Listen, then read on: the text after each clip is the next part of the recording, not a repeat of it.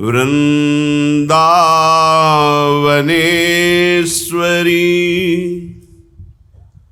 तवैव पदारविन्दम्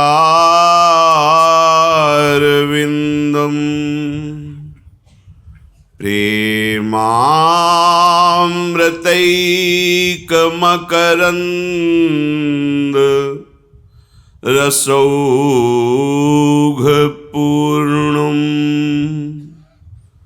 हृद्यर्पितं मधुपते स्मरतापमुग्रम्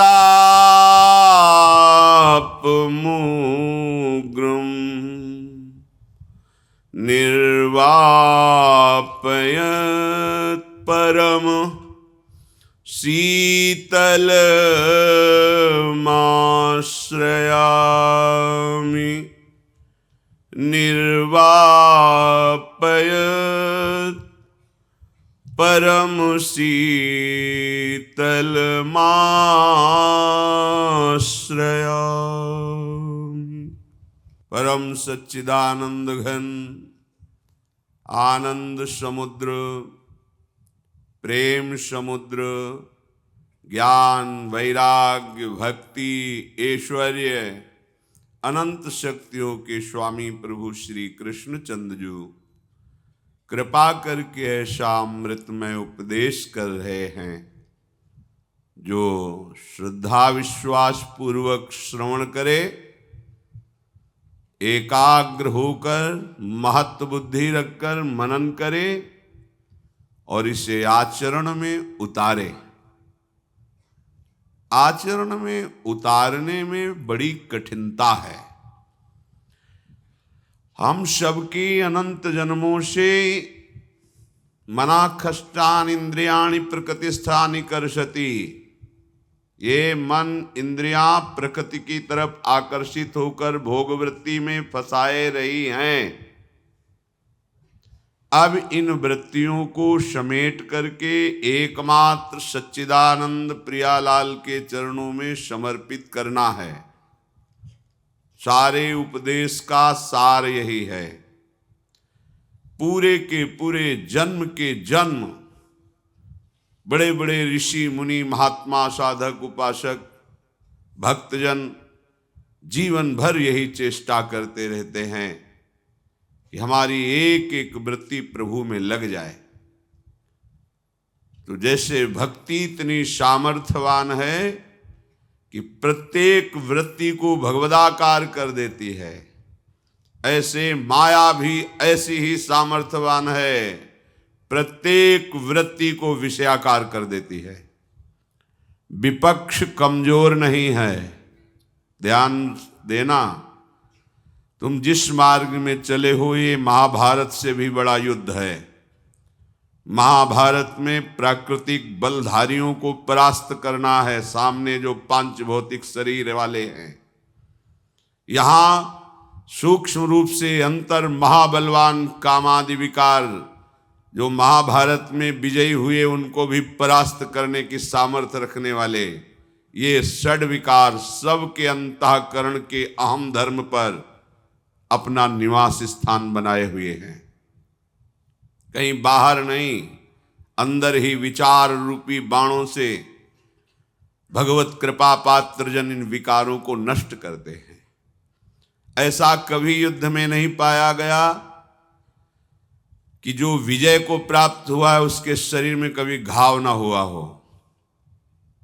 विपक्ष के बाणों से घायल होते हुए भी विपक्ष को परास्त कर वो जय को प्राप्त होता है।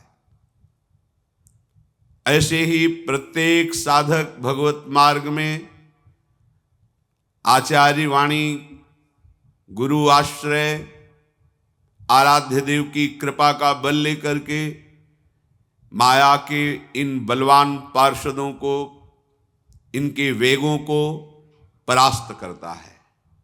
ऐसा नहीं कि जब से शरणागत हुआ तब से उसके द्वारा विजय ही विजय हुई। नहीं, बहुत बार जो महापुरुष भी बन गए हैं वो भी इनकी चोट से घायल हुए हैं।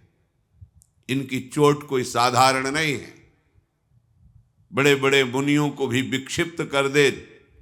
छुट चेतन जो अचेत तेऊ मुनि भय विषवासित हित सजनी स्वरूपा, हरिवंश महाप्रभु कह रहे हैं। कभी न कभी उपासक को ये आंतरिक शत्रु अपने वेग में फंसाकर परास्त करना चाहते हैं, परास्त नहीं कर सकते, क्योंकि भगवत बल है, चूक हो सकती है। हमें सदैव ये ध्यान रखना है कि हमारी एक एक वृत्ति प्रभु में लगना है, यही हमारे जीवन का लक्ष्य है। अगर हम किसी भी साधक से चूक हो जाती है, गलती हो जाती है, हृदय से जलो, प्रभु से क्षमा याचना करो, क्षमा समुद्र है, आगे बढ़ो। राग द्वेष का, निंदा स्तुति का समय नहीं है, नहीं तो हमारा मार्ग इसी में बाधित हो जाएगा, माया जीत जाएगी और हम हार जाएंगे। ये ऐसा प्रहार है कि कोई विपक्ष को नहीं देखता है, सीधे उस व्यक्ति पर अंगुली उठाई जाती है। ये कोई साधु ही जानता है कि इस मार्ग में चलने वालों को कैसी पीड़ा सहनी पड़ती है। आप सब अपने हृदय को देखें, प्रकृति के वार को सहने की 1 मिनट सामर्थ्य नहीं तुम्हारे अंदर। अगर किसी के अंदर है तो आचार्य गुरु का शरणागत ही होगा। जो प्रभु का आश्रय है, प्रभु के नाम जप में लगा है, वही इस वेग को सह सकता है, इनके प्रहार को सह सकता है। हजारों सद्गुण हैं, एक वृत्ति दुर्गुणी हो गई, तुम्हें संसार क्षमा नहीं करेगा। उपासक सावधान, वो 1000 गलती करेगा, फिर भी मुझ में ताव देकर निकलेगा, अपनी सफाई पेश करेगा, गर्व में रहेगा। तुम उपासक हो, एक गलती होगी, 1000 गालियां देंगे, कोई क्षमा करने वाला नहीं, क्षमा समुद्र प्रभु के सिवा। चूक ना होने पावे, चूक हो जाए तो हृदय से प्रायश्चित करो। हे नाथ, आपकी विमुखता के कारण चूक हुई। अगर मेरा भजन चल रहा होता तो मैं इस कुमार्गगामी प्रवृत्ति से परास्त नहीं होता। दुर्वासना मम सदा परिकर्षयन्ति। हे नाथ, देखो ये दुर्वासना सदैव मुझे अपनी तरफ घसीट रही है, कृपा करो। उपासक रोए प्रभु के सामने। गर्व का तो स्थान ही नहीं है। संयम से चल रहे हो तो भगवत कृपा है, संयम बिगड़ गया तो कहीं ना कहीं प्रमाद है, भगवत भजन की विमुखता है, तभी ये हमको विकार परास्त करते हैं। इसलिए भगवदवाणी, गुरुवाणी, संतवाणी, इनका जब हम आश्रय लेते हैं, अक्षरशः बिल्कुल अपनी बुद्धि न लगा के, तब हम इस माया के पार्षदों से विजय प्राप्त करते हैं। एक छोटी मोटी बात नहीं, संसारिक लोग नहीं जानते। एक झटके में चारों खाने चित्त जो गिरते हैं, वो क्या जाने लड़ना। इन विकारों से लड़ना तो कोई भगवत प्राप्ति के मार्ग का उपासक ही जानता है। घाव पे घाव होता है, कोई मलहम लगाने वाला नहीं। और हमारे प्रभु निरपेक्ष होकर केवल देखते हैं, किस लिए? तुम्हें बलवान बनाने के लिए कि तुम हमारी माया से परास्त ना हो। उठो, फिर लड़ो, फिर गिरोगे, फिर तुम्हें ही लड़ना पड़ेगा, चाहे जितने जन्म लगे, तुम्हें बलवान होकर निकलना पड़ेगा। ये हमारे प्रभु चाहते हैं। इसलिए अर्जुन जी को आदेश करते हैं, मात्रा स्पर्शास्तु कौन्तेय शीतोष्ण सुख दुखदा आगमा पाइनो अनित्यास्तास तितिक्षस्व भारत। हे अर्जुन, ये इंद्रियजन्य अनुकूलता प्रतिकूलता का तुम्हारे ऊपर प्रहार होता रहेगा। ये उष्ण कामादि अग्नियां, शीत, अनुकूलता, प्रणाम, नमस्कार, प्रशंसा, ये दोनों तुम्हारे जीवन में आएंगे। तुम्हें ना तो अनुकूलता में फंसना है, ना प्रतिकूलता से निराश होना है। तास तितिक्षस्व भारत, इनको सह जाओ। महात्मा हो जाओगे, परम पद के अधिकारी हो जाओगे। भगवान सामने खड़े हैं, पर कहते परम पद के अधिकारी तभी होगे जब तुम सह जाओगे। अगर तुम सह नहीं पा रहे हो तो बल को मांगो प्रभु से। वो इंतजार कर रहे हैं, तुम अहंकार होकर दैन्य भाव से मांगो तो अपिचेत सुदुराचारो भजते माम मनन्य भाग सादुरुष मंतव्य सम्यक व्यवसिता है सा। चाहे जितना बड़ा दुराचारी हो, एकमात्र भगवान के बल का आश्रय ले ले तो महात्मा बन जाएगा। करो सद्यते साधु समाना। संसार नहीं समझेगा तुम्हें, तुम्हारे मालिक देख रहे हैं तुम्हें, ईश्वर देख रहा है। ईमानदारी से भगवत मार्ग में चलो, फिसलोगे तो शास्त्राबाहु भगवान तुम्हें अनंत भुजाओं का बल देकर बचा लेंगे। आप प्रमाद करोगे,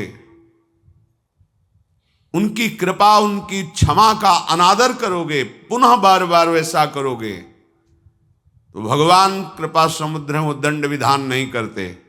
स्पष्ट समझ लीजिए, जहां कहीं ऐसा दंड विधान दिखाई देता है उनकी अपार करुणा होती है उसमें, पर उनके द्वारा निर्धारित किए हुए लोकपाल शक्तियां ये तुम्हें दंड देने लगेंगी, क्योंकि तुम भगवान की कृपा का अनादर करके, उनकी क्षमा का दुरुपयोग करके मनमानी आचरण करते हो तो तुम भगवत शरणागति में कलंक लगा रहे हो। तो उनके पार्षद फिर आपको दंड देने लगेंगे। फिर आप कहोगे भगवान की शरण होने पर भी हमारी ये हालत है। इसलिए सावधान, ये बहुत बड़ा युद्ध है। उपासक, तुम केवल अकेले हो, पूरी सृष्टि तुम्हारी परीक्षा में है, पूरी सृष्टि तुम्हारे विरोध में है। किसी को तुम अनुकूल मत मान लेना। कैसे? कोई बहुत तुम्हें प्यार करता है, अनुकूल करता है, तो तुम्हारी आंतरिक वृत्ति को चुरा रहा है, वो तुम्हें परास्त कर रहा है। रागात्मक वृत्ति तुम्हारे भगवत चिंतन में बाधा पहुंचा देगी। कोई तुम्हारा विरोध कर रहा है, निंदा कर रहा है, अपमान कर रहा है, तो द्वेषात्मक वृत्ति घसीट लेगी और तुम्हारी भगवत चिंतन की वृत्ति में बाधा पहुंचा देगी। इसलिए राग द्वेष दोनों खोइए, खोजिए पद निर्वाण, मत करो चिंता। अहम त्वाम सर्व पापेभ्यो मोक्षयिष्यामि मा शुचा। मैं तुम्हें पवित्र करूंगा, बस तुम्हें अपने स्वामी की आज्ञा पर चलना है। स्वामी जानते हैं, श्री स्वामी हरिदास जी महाराज कह रहे हैं, ये विचित्र माया पसारी आपकी है। कौन ऐसा ऋषि मुनि है जो इस माया की गोद में बैठकर आपको भूल न जाए। इसलिए हमसो ना बिगाड़न को, तोसो ना संवारन को, तोई मोहि पड़ी होड़। कौन दो जीते है कौन दो हारिए, पर बदी न तोड़। ये विचित्र माया भगवान की है, समझ में नहीं आती है कि क्या रूप रख करके तुम्हें परास्त कर देगी। एक रूप है, जैसे भगवान की अनंत महिमा है, ऐसे अचिंत्य महिमा माया की है। ये विषयी पुरुष संसार के भोगों में रत केवल बाहरी चेष्टा को देखते हैं, उपासक की आंतरिक युद्ध वृत्ति को नहीं देख पाते। भगवत कृपा पात्र फिसल सकता है, लड़खड़ा सकता है, लेकिन नामे भक्ता प्रणश्यति। मेरे भक्त का कभी नाश नहीं हो सकता। तुम क्या बिगाड़ सकते हो? अपनी वृत्ति को निरंतर भगवत चरणारविंद में लगाने का प्रयास करो। ठेका भगवान का और गुरुदेव का है तुम्हें भगवत प्राप्ति कराने का। आप बार बार आज्ञा का उल्लंघन करेंगे, फिर भी उनके हृदय में कोई फर्क नहीं पड़ने वाला। तुम उनके हृदय को नहीं जानते हो, अगाध समुद्र हैं। पर उनके द्वारा निर्धारित किया हुआ शासन विभाग भागवतिक तुम्हें फिर चैन से नहीं रहने देगा। उनके हृदय में तुम्हारे प्रति कभी वात्सल्य के सिवा और कुछ नहीं आ सकता। तुम नहीं समझ सकते सदगुरु के हृदय को, भगवान के हृदय को, महात्मा के हृदय को। अगाध समुद्र होता है, पर उनके द्वारा जो निर्धारित किया हुआ शासन विभाग भागवतिक है, फिर वो तुम्हारे पीछे पड़ जाएगा, क्योंकि तुम उनकी आज्ञा का बार बार उल्लंघन कर रहे हो, उनकी कृपा का दुरुपयोग कर रहे हो। इसलिए चाहे गृहस्थ हो चाहे विरक्त हो, हर उपासक से प्रार्थना है, हमारे लाडले युगल सरकार की कृपा का दुरुपयोग मत करो। हमारे प्रभु ने तुम्हें क्षमा कर दिया है अनंत जन्मों के अपराधों को, अवहेलना मत करो उनकी अवहेलना होगी यदि उनकी आज्ञा का पालन नहीं करोगे। तुम्हें ध्यान देना है तुम किसके दास हो, तुम कहां खड़े हो, क्या देख रहे हो, क्या कर रहे हो, थोड़ा तो विचार करो। तुम्हें कौन जानता है, लेकिन तुम जिनका तिलक लगाए हो, कंठी बांधे हो, उनकी अगर कोई निंदास्पद बात करे, हे हरि का दास भगत बनता है भगवान का।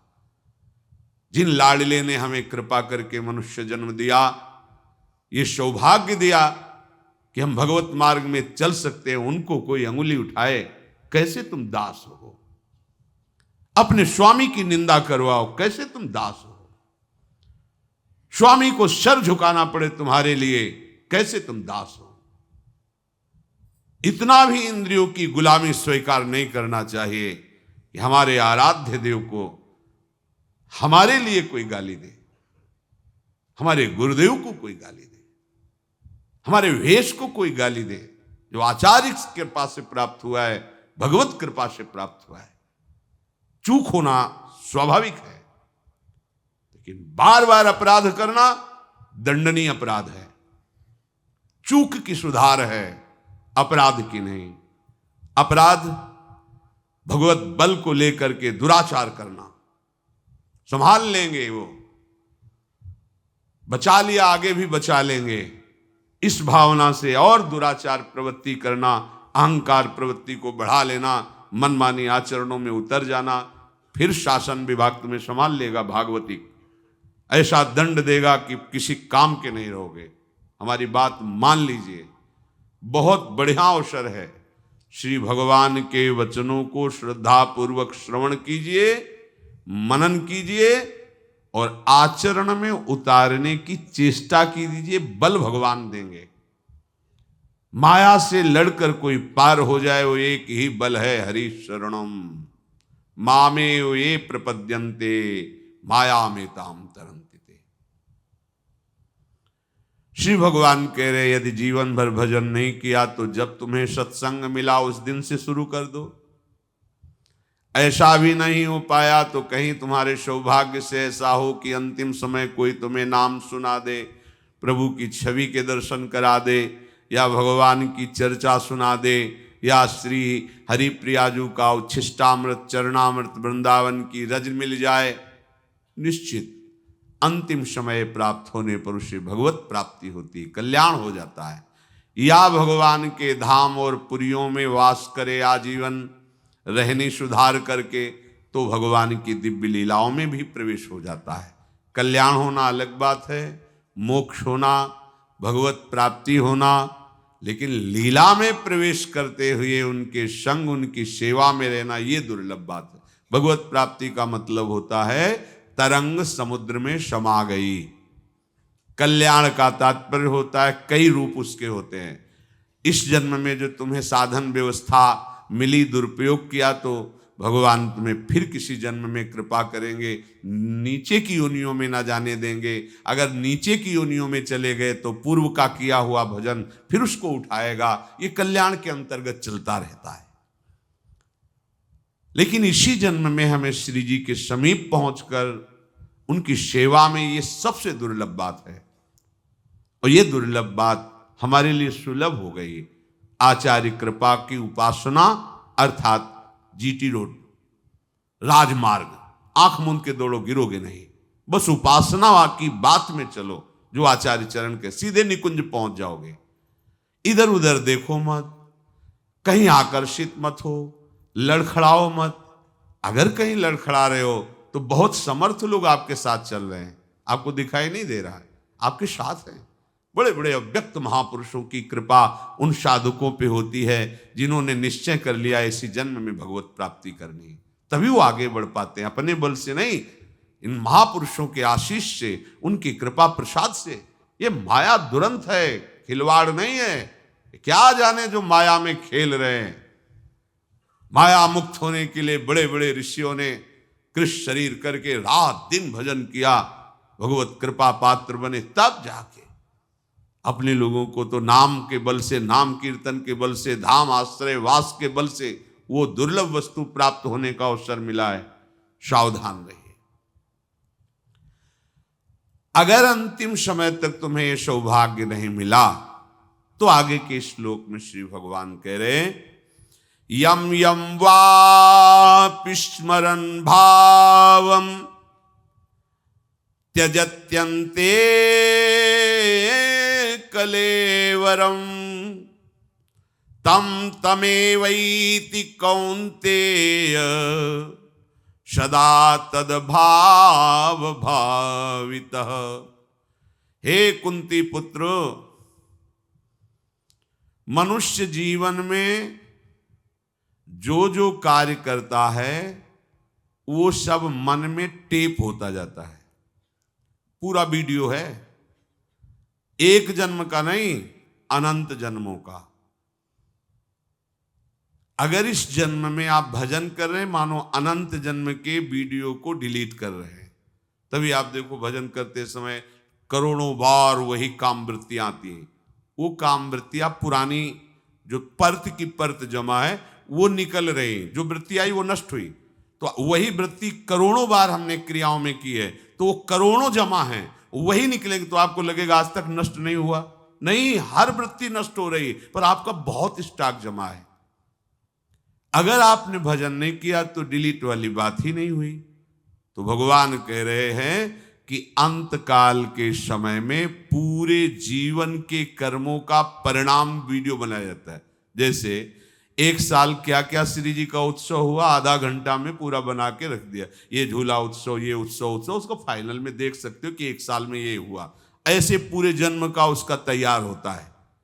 जो भागवतिक शासन विभाग है निर्णायक, वो पूरे मरणासन में पहुंचने के पहले ही निश्चित होगा, या सुअर बनेगा, कुत्ता बनेगा, नाली कीड़ा बनेगा, भूत बनेगा, निर्णय हो गया। क्या होगा, अंतिम समय उसकी चित्तवृत्ति वहीं लग जाएगी, जबरदस्ती वहीं लगा दी जाएगी, दुर्गति होनी है। उसी भाव में शरीर त्यागेगा, कर्म का पहले नरक में भोग भोगेगा, फिर उसे अन्य योनियों में डाला जाएगा। अंत काल में जिस जिस भी भाव का स्मरण आएगा, शरीर छोड़ता हुआ वो उसी भाव से भावित होकर दूसरे योनियों में उसी भाव में चला जाएगा जिस भाव से भावित रहा है। कितनी दया भगवान की है। अंतिम तक सुधार की बात कही, अब सावधानी की बात कह रहे कि यदि आप अंतिम समय तक हमारा स्मरण नहीं किया, भगवत स्मरण नहीं हुआ, भजन नहीं बना, साधना नहीं बनी, तो आप ये समझ लीजिए कि फिर आपकी दुर्गति निश्चित है। क्योंकि वही संसार का भाव आएगा। सदा तद्भाव भावितः, जीवन भर जो तुम कर रहे हो यही अंतिम परिणाम भाव तुम्हारे सामने आएगा। ऐसा न समझे कि जीवन भर पापाचरण करो, अंतिम में तुम्हारे सामने भगवान आ जाएंगे। हाँ, कुछ समय बचा और आपको होश आ गया कि बहुत गलती हुई, जीवन गया विषयों में, हे नाथ, आने की संभावना बन गई, कल्याण की बात बन रही है, लेकिन आप अंतिम समय तक विवेकहीन होकर भोगों में ही लगे रहे। अच्छा, अंतिम समय की कोई अवस्था नहीं होती कि आप बूढ़े होकर मरोगे, कब चले जाए पता नहीं, कौन सा क्षण अंतिम हो, और उस समय तक आपने भजन किया नहीं, हमारा जीवन व्यर्थ चला जाएगा। जिस किसी का अंतिम समय चिंतन होता है, शरीर छोड़ने के बाद वो वही शरीर धारण करता है। एक महात्मा जी थे, पूज्यपाद सिउड़िया बाबा जी के वचन में, बड़े अकिंचन थे। देखो, जो साधु का जीवन होता है केवल साधु ही जान सकता है, आप नहीं जान सकते, क्योंकि चले ही नहीं तो जाने का है। जैसे आप सब कृपा पात्र जन हैं, अपने बाप की कमाई में जी रहे हैं, आप असलियत समझिए। ये जो आप विकारों से बच रहे हैं, वैराग्यवान हैं, आप संसार के राग से ऊपर उठ रहे हैं, ये आपका नहीं है, ये आपके बाप का है। हमारे सबके बाप हैं हित सजनी जू, हरिवंश महाप्रभु, मेरे लाडले युगल और मेरे गुरुदेव, उनका प्रताप हमें जिला रहा है और हमें चला रहा है, नहीं तो एक कदम नहीं चल सकते। अपनी योग्यता को आप सब बैठ के देख लीजिए कि अगर झांक के देखो तो अगर मनीराम के ऊपर शासन न हो कृपा का तो हमें कहाँ गिरा दें। आप देख लो, सब देख लो, बैठे हो वृंदावन में, अपने घर में हो, विचार करके देखो तुम कितने जितेंद्रीय हो, कितने तपस्वी हो, कितने महान विचारवान हो। एक क्षण बैठ के देखो, अगर तुम्हारे अंदर शुद्ध विचार आ रहा है, भगवत भाव आ रहा है, संसार से वैराग्य की तरफ बढ़ रहे हो, तो तुम्हारे अहंकार भरी साधना से नहीं है, ये शरणागति का प्रताप है। ये उनके प्रताप से इतना ही नहीं है, उनके प्रताप से तुम्हें भगवत प्राप्ति भी होगी। हरिवंश प्रताप ही जानत हैं, हरिवंश प्रबोध प्रमाणत हैं, हरिवंश सुसर्वस्व हैं तिनके, सुख संपत्ति दंपति जो जिनके। गर्व मत करो, दैन्य भाव से भगवत चिंतन परायण रहने की चेष्टा करो, यही भाव तुम्हें अंतिम में आ जाएगा। एक महात्मा भक्तों के यहाँ भ्रमण करते, संतों का स्वभाव होता है भिक्षावृत्ति की, कहीं रुके, कहीं किसी को प्रवचन के द्वारा कृतार्थ किया, कहीं किसी की सेवा लेकर कृतार्थ किया। भोजन, वस्त्र, प्रणाम, नमस्कार, ये सब संतों का भजन उनके मंगल के लिए जाता है, जो उनकी इस तरह की सेवा। और जो निंदा करते हैं, अपमान करते हैं, संत इतने कृपाल होते हैं, उनका भी मंगल करने की भावना। करत जे अनुशयन निंदक तीनों पे अनुग्रह कियो। तो उस समय असरफी चलती थी, तो किसी भक्त ने उनको 4-5 असरफियां भेंट में दी। तो गीता जी साथ रखते थे कपड़े में, ग्रंथ को कभी निर्वस्त्र न रखे। आचार्य वाणी, भगवद वाणी, एक रुमाल ही भले चाहे तुम्हारे पास हो, कभी जमीन में ऐसे मत रखना, आसन में विराजना, बहुत सम्मान दो। गुरु ग्रंथ साहब का कैसा सम्मान करते हैं उपासक जन, वहां देखो छत्र चवर के साथ गुरु ग्रंथ साहब चलते हैं। हमें लगता है हर वाणी का सम्मान आचार्य और गुरुवाणी का ऐसे ही करना चाहिए। प्रणाम है उनकी श्रद्धा को और उनकी इस भावना को, जो अपने गुरु ग्रंथ साहब को भगवान की तरह और भगवान से बढ़कर मानते हैं, प्राण देने के लिए तैयार हैं।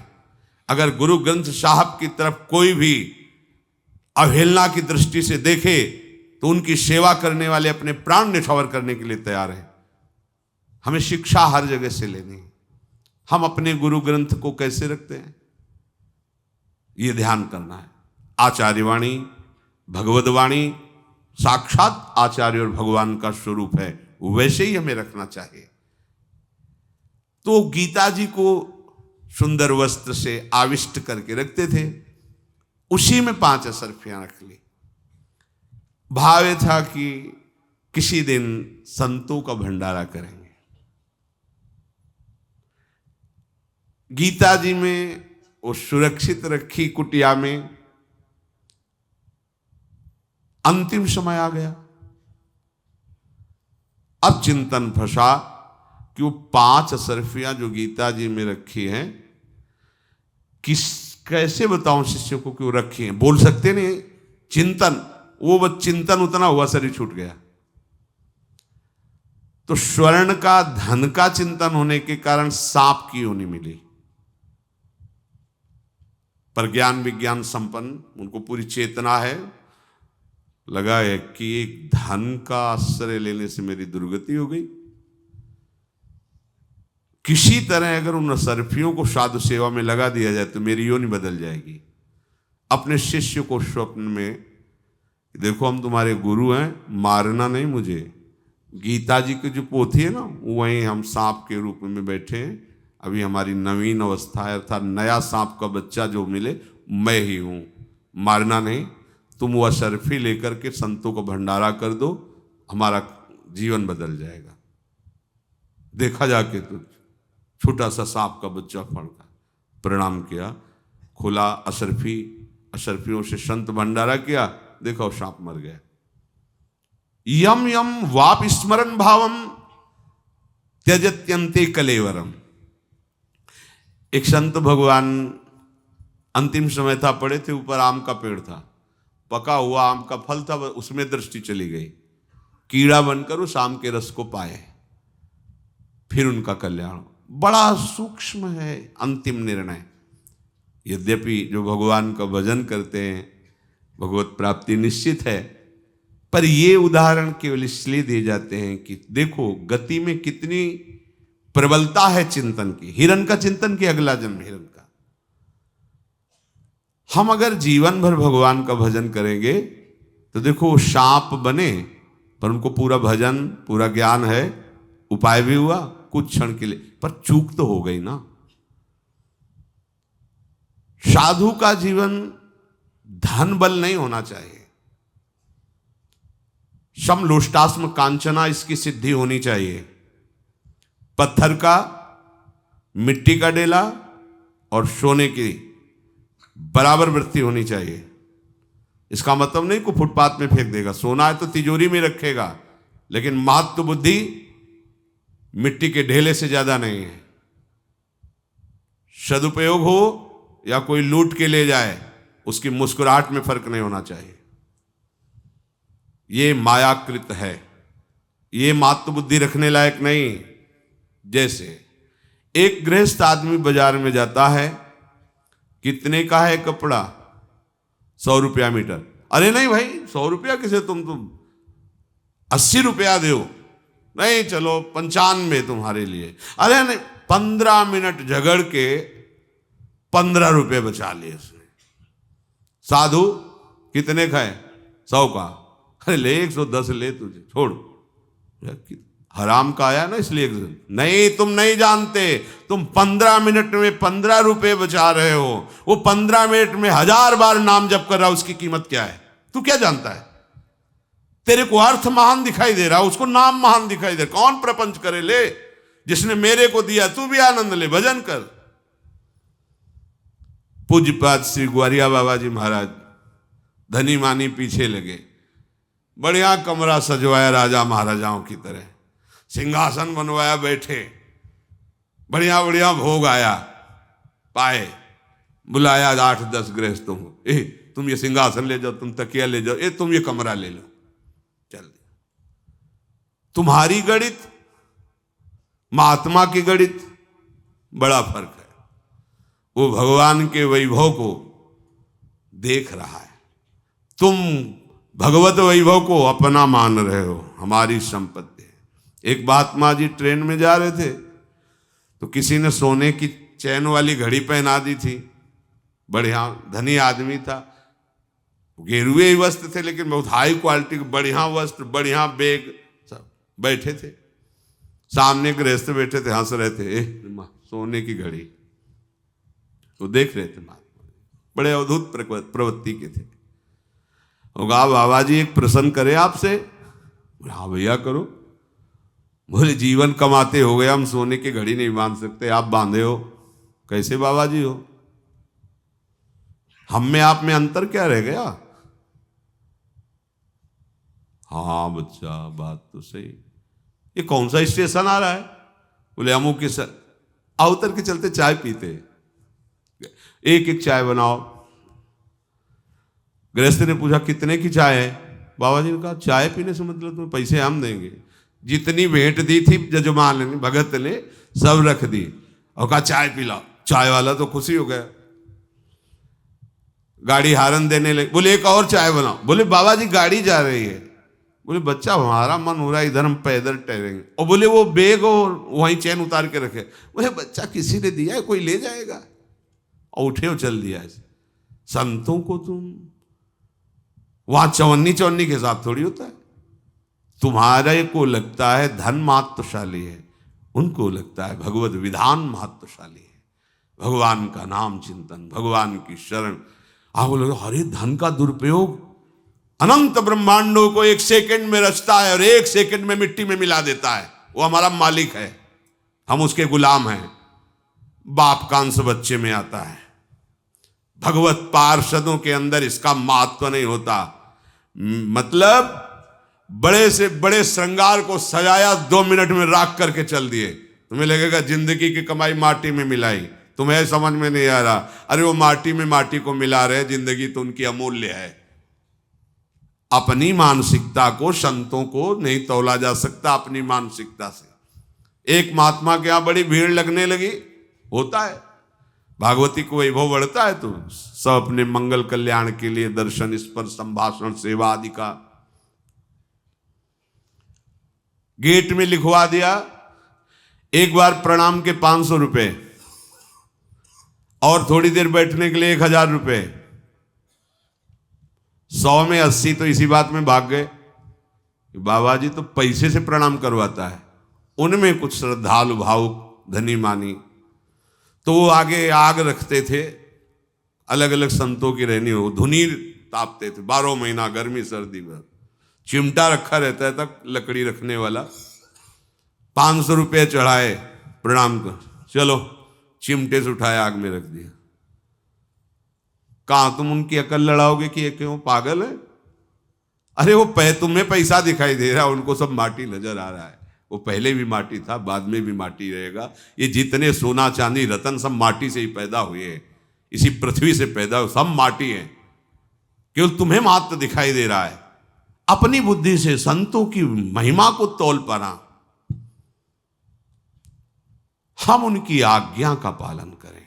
वो क्या कर रहे हैं हमारे बस की बात नहीं, हमें उनकी आज्ञा में अपने जीवन।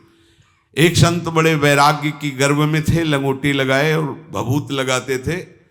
परशुराम देवाचार्य जी सिंहासन में बैठे हैं, चंवर डुलाए जा रहे हैं सब, और उनके गेट में ही लिखा था, माया सगी न तन सगा, सगा नए संसार, परशुराम ये कह रहे सगा सुसृजनहार। अब वो लौकी का कमंडल, एक लंगोटी लगाई, भस्म, गए, बोले महाराज आपका ही नाम परशुराम देवाचार्य? बोले दास को ऐसा ही पुकारते। ये दो आपका लिखा हुआ है गेट में? बोले दास को गुरुदेव की कृपा से ऐसा ही अनुभव हुआ है कि माया सगी न तन सगा, सगा नए संसार, परशुराम ये कह रहे सगा सुसृजन, हमारा सगा तो सृजन। बोले महाराज केवल प्रवचन करने से नहीं बनता, लिखाने से नहीं बनता। बैठे हो सिंहासन में, राजा महाराजाओं की तरह वैभव है, हो गए तो माया सगी न तन। बोले आज तक तो इस बात पर हमारा ध्यान ही नहीं गया भैया। बड़ी कृपा की, बड़ा उपदेश किया, शिष्यों से कहा अच्छा भैया चले। हम सब जानते थे कि महापुरुष है, कोई लीला है इनकी।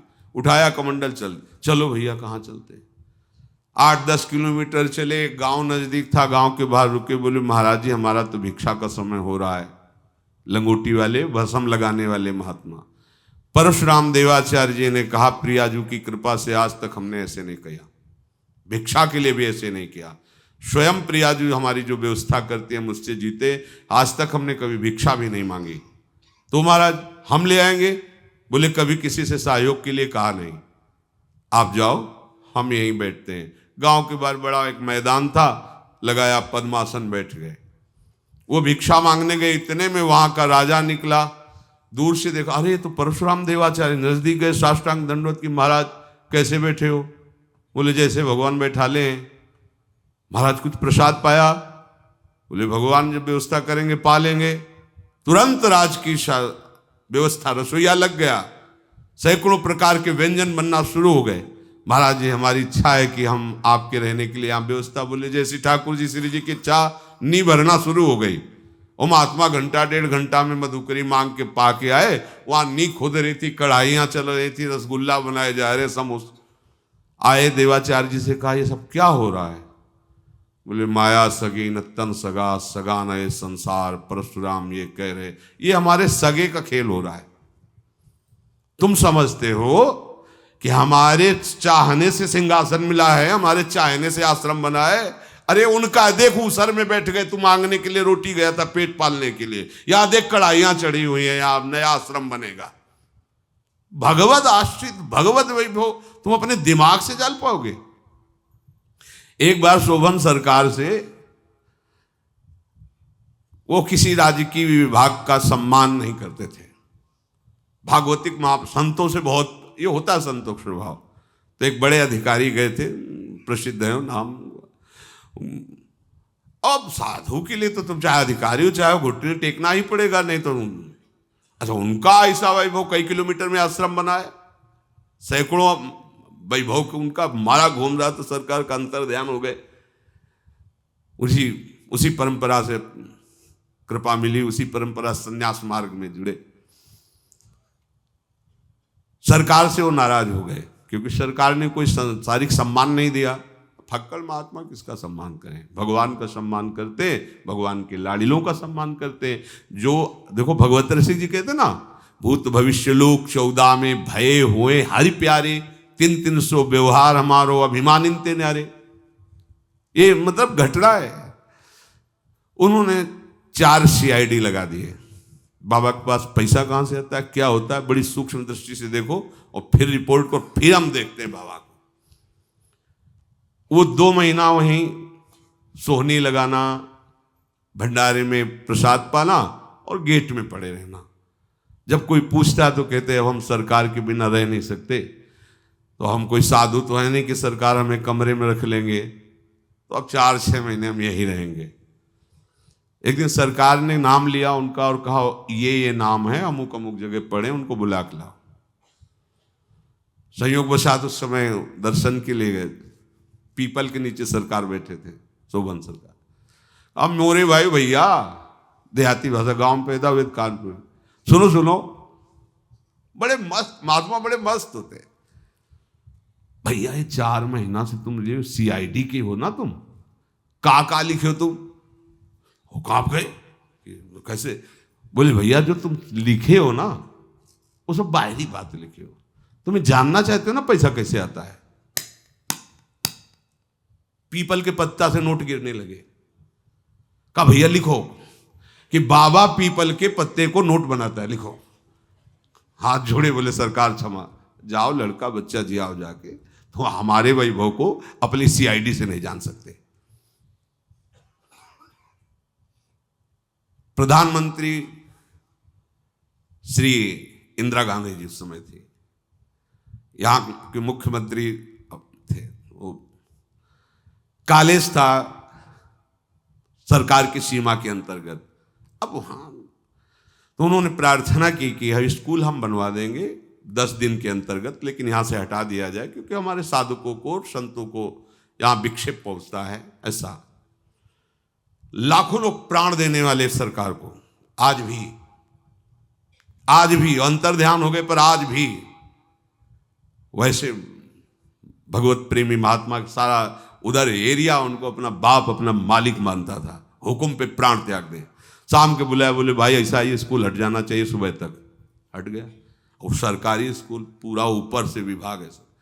अब एक बड़ा अधिकारी गया, कौन है शोभन सरकार, कहाँ है? ऐसा वहां के लोगों ने कहा साहब आवाज धीमी करके, भगवत धाम है, हनुमान जी विराजमान, राम जी है। ऐसा और मस्त महात्मा, फटकारे जटा नीचे तक जटाए रहते, वो रूप उनका गौर वरण, विशाल सिंहवत नेत्र, फटकार रामबाग से ऐसे। हाँ भाई, पहला काम उनका हुआ तो टोपी उतार के साष्टांग लेट जाना। हाँ भाई क्या बात है? जो इस नाक में सरकार वो स्कूल तोड़वा दिया है आपने, तो आपके लिए वारंट है, आपको चलना पड़ेगा। भैया भारत में ऐसी कोई मशीन ही नहीं बनी कि हमको बैठाल के ले जाए। ये हम कहानी नहीं सुना रहे, ये हम गुरुजन है उनकी बात बता रहे। उन्होंने सरकार गाड़ी लाए हैं, वो समझ संसारी आदमी क्या समझ, चलो भैया, हाँ भैया बैठा लो, स्टार्ट करो पहले। सरकारी गाड़ी एक भी स्टार्ट नहीं हुई। बोले भैया ऐसी रद्दी गाड़ी लेके आया तो हम कैसे चले तुम्हारे साथ, जाओ और लाओ जाके, नहीं बनवाओ। बोले सरकार मतलब आप समझो, अब तो सब समझ गए ना कि सिद्ध पुरुष। बोले सरकार मतलब हम लोगों को चैन नहीं लिया जा रहा कि आप सरकारी। बोले हम तुमसे कहते 10वें दिन लिखा मिलेगा इंटर कॉलेज, तुम्हारा 8 तक का था, 12 तक का बनवा। आज भी बना 1 किलोमीटर दूर शोभन सरकार इंटर कॉलेज। भगवत प्रेमी महात्मा, कहा बक्सर का गंगा का पुल बन जाए, सरकारी आदमी नहीं बना, शुरू हो गया, पुल बन गया सरकार की तरफ, गंगा का पुल। जो भगवान की शरण में है, उनका दास है, एक छोटा सा गंगा का पुल, ये छोटे, ये कोई बड़े कार्य है? अरे उनके मालिक ने ऐसे आग झपका अनंत ब्रह्मांडों का सृजन कर दिया। आप लोग संतों को इस कोटि से न देखे, ये 54 जोड़ने वाला कार्यक्रम नहीं है, ये घर फूक तमाशा देखने वाला है।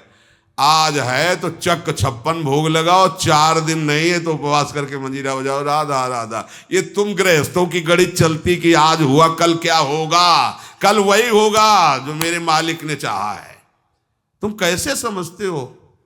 अपने विचारों को हमारे विचारों में समर्पित करो, हमारे विचारों को अपने विचारों में नहीं। तुम जुड़े हो संत से, संत बनने के लिए संतों को अपना जैसा बनाने की कोशिश मत करो, नहीं रसातल में चले जाओगे। हम लोग अपनी खोपड़ी से नहीं चलते, हमारी खोपड़ी में ब्रह्मांड की खोपड़ी बनाने वाला बैठा है, ऐसा मत मान लेना। हम बुद्धि से चलते हैं, समस्त सृष्टि की जिसकी बुद्धि बनाई उससे चलते हैं।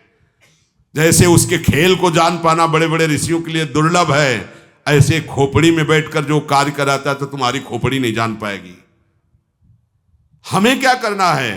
केवल आज्ञा का पालन करना है, केवल आज्ञा का पालन करना है।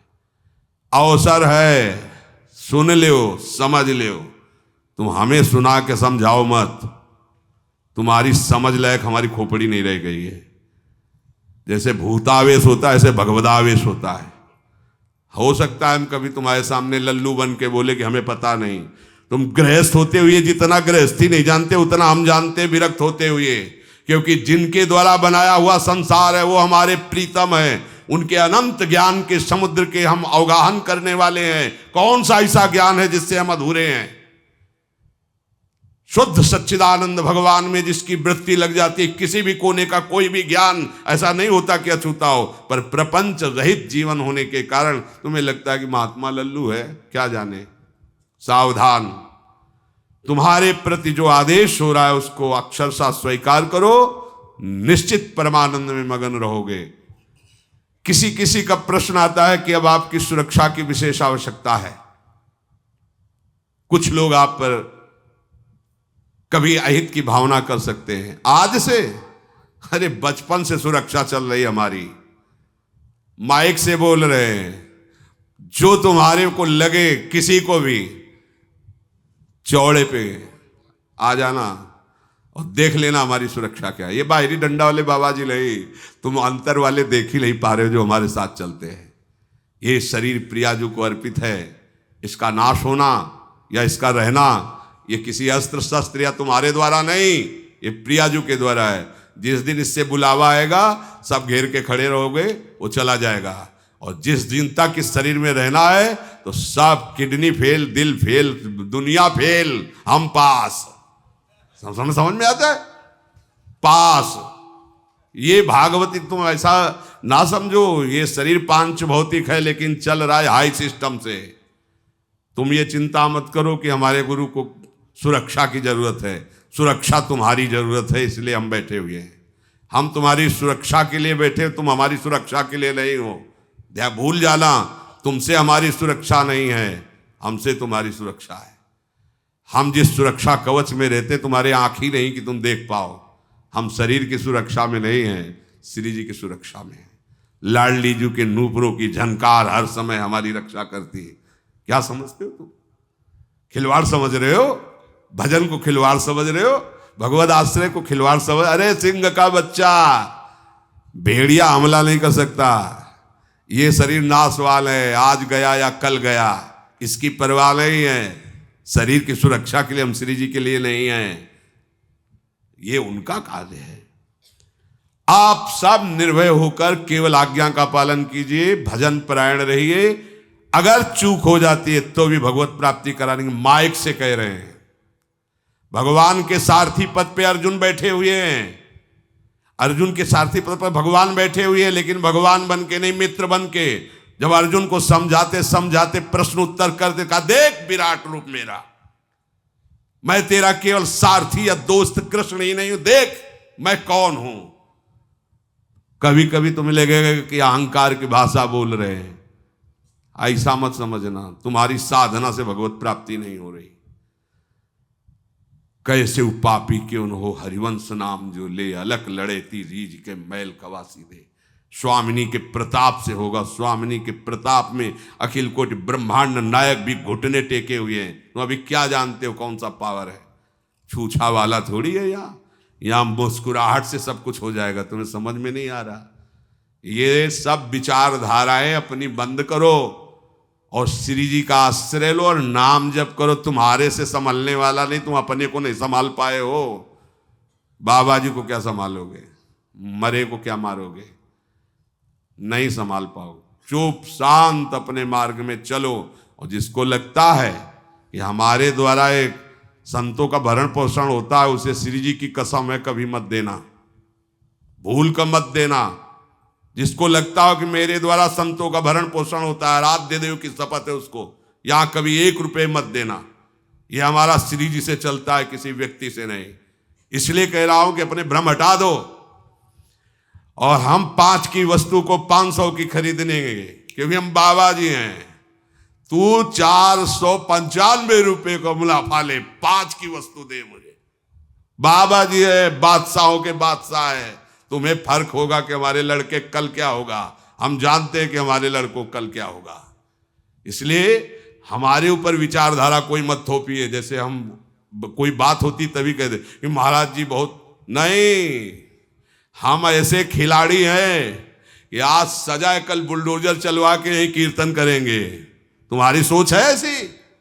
नहीं होगी।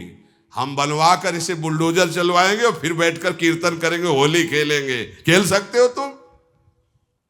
हमारी सोच और तुम्हारी सोच जमीन आसमान का अंतर। जिसको लगता हो कि ये भगवत मार्ग या ये बाबा जी हमारी सोच से चलते हैं, आराध्य देव की कसम है, सहयोग मत करना, मत करना सहयोग। आओ और प्रसाद मिल जाए तो पालो, नहीं वाणी का प्रसाद लो, नाम का प्रसाद लो, चमत्कार देख। यहां चमत्कार इस बात का नहीं कि तुम्हें रिझाएं, यहां का चमत्कार लाडली लाल को वश में करने का। खिलवाड़ मत समझ लेना। ये हम इसलिए कह रहे कि हमारे जब कानों में बात आती ना, हमारी सुरक्षा की चिंता मत करो, हमारी व्यवस्था की चिंता मत करो। हमारी सुरक्षा और व्यवस्था महारानी जी की मुस्कुराहट से चलती है, तुम जैसे 5 भौतिक शरीरधारियों से नहीं। जिसको लगता हो कि हमारे द्वारा चलता है, फिर तिबारा कह रहे हैं, आराध्य देव की कसम है, चवन्नी मत देना, कभी यहां सहयोग मत करना। जिसको लगता है मैं सुरक्षा करता हूं, हमारे आसपास मत रहना। हम नहीं कहते हमारे साथ चलो, तुम चलते हो, तुम्हारी जरूरत नहीं। अरे काल के गाल में फंसे हुए तुम मेरी क्या रक्षा कर लोगे? मेरी रक्षा करने वाला अनंत ब्रह्मांडों का वैभव चलता है। तुम्हें आंख है? आंख हो तो देख के लो। उनकी मौज होगी तो चौराहे पे पिट जाएंगे, उनकी मौज नहीं होगी तो काल के थप्पड़ मार के चल देंगे। तुम्हें पता है हम विधान से चलते हैं, हम किसी व्यक्ति से नहीं। इसलिए सांसारिक विचारधाराओं का त्याग करके संतों का संग किया जाता है। संतों के आदेश का पालन करके उनकी वृत्ति को समझा जाता है, उनको समझा के अपनी वृत्ति में नहीं। भट्ट हो गया है, तुम्हारी बात समझ में नहीं आएगी, हमारी समझ लो तो कल्याण हो जाएगा। ये भट्ट हो गया है। सत्संग में इसीलिए बोल रहे हैं, सब कान खोल के सुनो। एक किसी उपासक से त्रुटि कोई हो जाती है, ओ बाप रे बाप, तुम वृंदावन में बैठे हो, 18 से 35 वर्ष के बीच का चैप्टर नाप अपना क्या थे, और यहां ना कोई मनोरंजन है, ना किसी भी तरह की संसारिकता। बच्चे कैसे जी रहे हैं हमें पता है। भोजन से जीना नहीं होता, मन की मार इतनी बड़ी होती है, अच्छे अच्छे त्राही त्राही बोल जाते हैं, फांसी लगा लेते हैं जब मन की मार पड़ती है। हमारे साधक मन की मार को सहते हैं।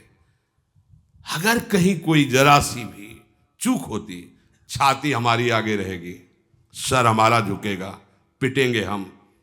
खुला इसीलिए कह रहे हैं, ये हमारे शरणागत हैं। शरणागत को जे तजय निज नहीं तनुमान, तेनर पावर पाप में तिने बिलो कथान। दंड विभाग होगा तो मेरी लाडली की तरफ से होगा, तुम्हारी ताकत नहीं कि तुम दंड विभाग निश्चित कर सको। ये भागवतिक शरणागति का वैभव, ये कोई प्रपंच का पोषण नहीं है। तुम क्या जानो परमार्थ किसे कहते? चढ़ता हुआ अगर जरा सा फिसल रहा है तो उसके पैर पकड़ के घसीटे नहीं जाते, उसके सर नीचे चरणों में लगाया जाता है, मार छलांग बेटा, निकल इस गड्ढे से, क्या जानो तुम। छींक दिया तो उसने छींक दिया, तुम कहां फंसे हो। कैसा संसार का राग है। यम यम वाप स्मरण भावम त्यजंत्यंते कलेवरम तम तमेवैति कौन्ते सदा तद भाव भाविता। हम ये अवगुणों के बढ़ावे के लिए नहीं कह रहे, हम ये उत्साह के लिए तुम्हें कह रहे हैं, धाम में बैठ के कह रहे हैं। चूक का सुधार हम करेंगे, चिंता मत करो। अपराध करोगे, अपराध जानबूझकर बार बार गलती, हम नहीं बचा पाएंगे आपको। आपकी हर चूक सहित आपको भगवत प्राप्ति कराएंगे, आचार्य बल से, इष्ट बल से कह रहे हैं। अपराध करोगे आप, हमारे हाथ से निकल जाओगे, फिर हमारा बल नहीं रहेगा। सावधान। और ये अगर चाहते हो कि कोई तुम्हारा सहयोग कर देगा, तो इस पूरी सृष्टि में कोई नहीं कि सहयोग कर दे। सब विरोधी है। किस भाव से विरोधी? वो प्रणाम करके हमारी वृत्ति घसीटेगा, वो अपमान करके घसीटेगा, दोनों हमारी वृत्ति घसीटेंगे।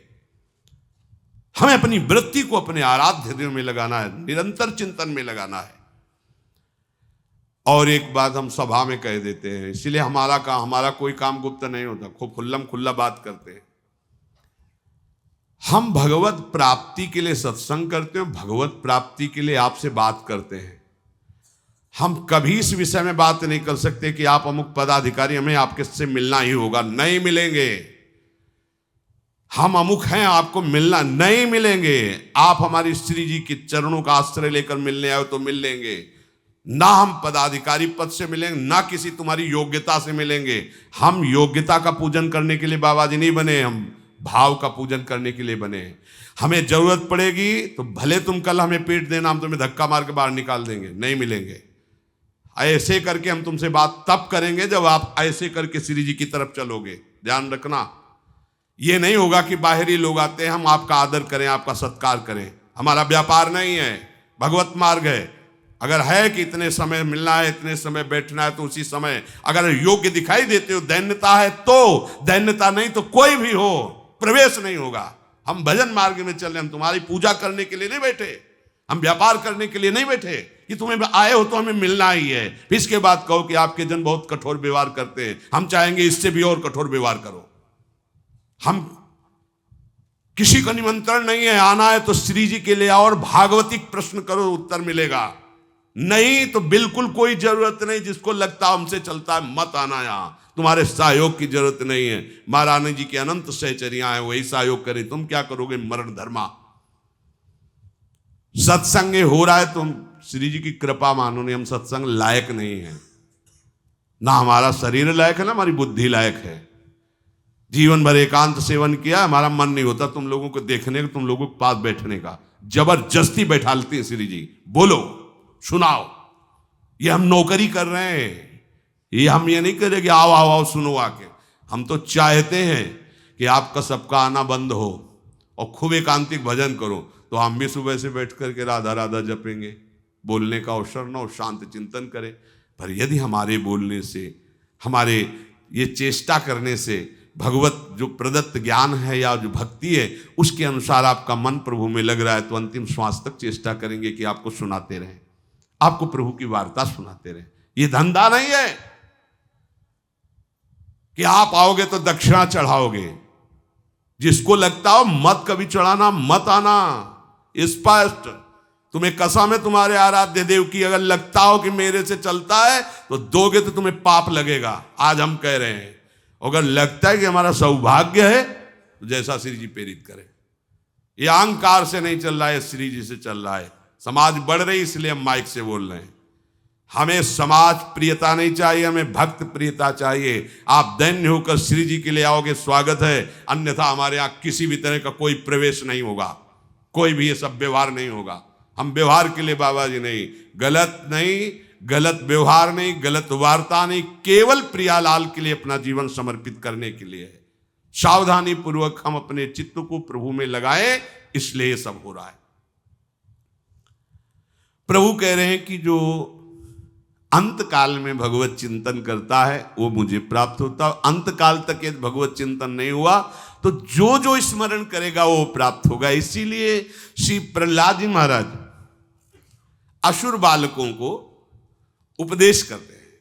जब असुर बालकों ने देखा कि आग का प्रभाव नहीं, बड़े बड़े अस्त्रों का प्रभाव नहीं, प्रहलाद जी से कहा कौन सा जादू जानते हो आप जिससे आपके ऊपर कोई प्रभाव नहीं पड़ रहा, इतना हिरण्यकश्यप आपके ऊपर प्रहार कर रहा है फिर भी कोई। तो उन्होंने बताया एकमात्र हमने भगवान का आश्रय लिया है और भगवान का हम स्मरण करते हैं, उसके प्रभाव से कोई भी अस्त्र शस्त्र या कोई भी जो प्राकृतिक कष्ट देने वाली वस्तुएं हैं वो हमारे तक पहुंच ही नहीं पाती है।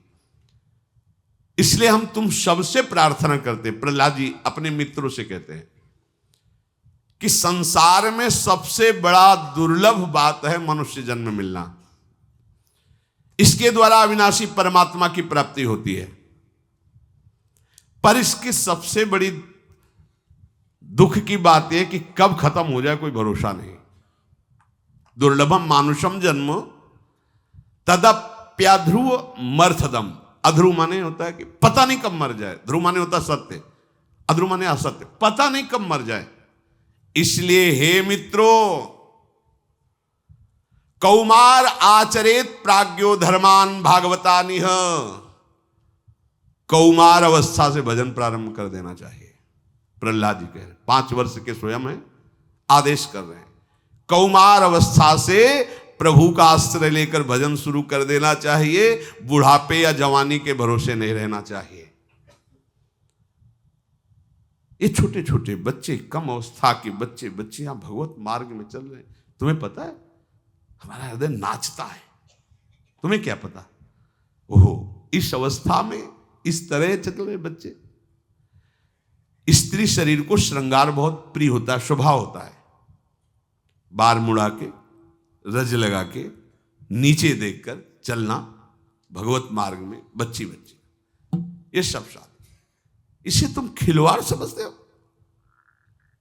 अरे कभी 10 दिन रहकर देखो संयम से, 10 दिन, तब तुम्हें पता चलेगा क्या होता है संयम। छोटे छोटे बच्चे हैं, उनके खिलवाड़ में ऐसा दोष, बड़ी उद्दंडता। तुम क्या थे जब इस अवस्था में थे? ये अवस्था और भजन और बिल्कुल जमीन आसमान का अंतर है। ये 10 वर्ष से लेकर के और 25-30 वर्ष की अवस्था तक ये ऐसा समय आता है, इसमें निर्णायक बुद्धि प्रमाद युक्त रहती है, निर्णय नहीं हो पाता। रोज नए नए कपड़े बच्चों को आप लाके देखते हो, फिर देखो कैसे कहते हैं, पापा ये वाली शर्ट नहीं, हमको वो लाके, पापा एक मोबाइल ला के दे दो, पापा हमको ये वही पीला, वही रज। कभी देख के तुम्हारा प्रणाम करने का मन हुआ है क्या? नहीं, तुम्हारा मन केवल ये, अच्छा ऐसा, वो हंस रहा था, वो बोल रहा था। जीव नहीं है, शरणागत भक्त नहीं है, ये पत्थर की मूर्तियां हैं, ये हंस नहीं सकते, ये बोल नहीं सकते, ये देख नहीं सकते। ये है संसार की दृष्टि। इनसे चूक नहीं हो सकती क्योंकि अवतार हैं ये। बहुत सावधान, भयंकर अपराध झेल नहीं पाओगे, हल्के में मत लेना। कई बार सत्संग में कहा है, ऐसे चक्र पलटेगा तुम्हारे पुरखा उल्टा हो जाएंगे। ये परमार्थ है, बाबाओं का खेल है। गलती करना मत, चूक में हम आगे रहेंगे, तुम पीछे। जहां भी ये सर रहेगा, अपराध करना मत। सबसे हाथ जोड़ के कह रहे हैं हमारे, चाहे बच्चे हो चाहे गृहस्थ हो, अपराध करना मत, सावधान रहना, नहीं तो अपराध तुम करोगे, थप्पड़ मुझे सहना होगा। फिर भी हम सहेंगे। आगे एक बार चूक हो जाए, दोबारा चूक मत करना। ये संसार नहीं जानता कि तुम्हारी अवस्था में भजन कैसे होता है। ये वो केवल अपना बच्चा गलती करे, देखो आप, चाहे जितना रुपया खर्चा हो जाए, हम अपने लड़के को कष्ट नहीं होने देंगे।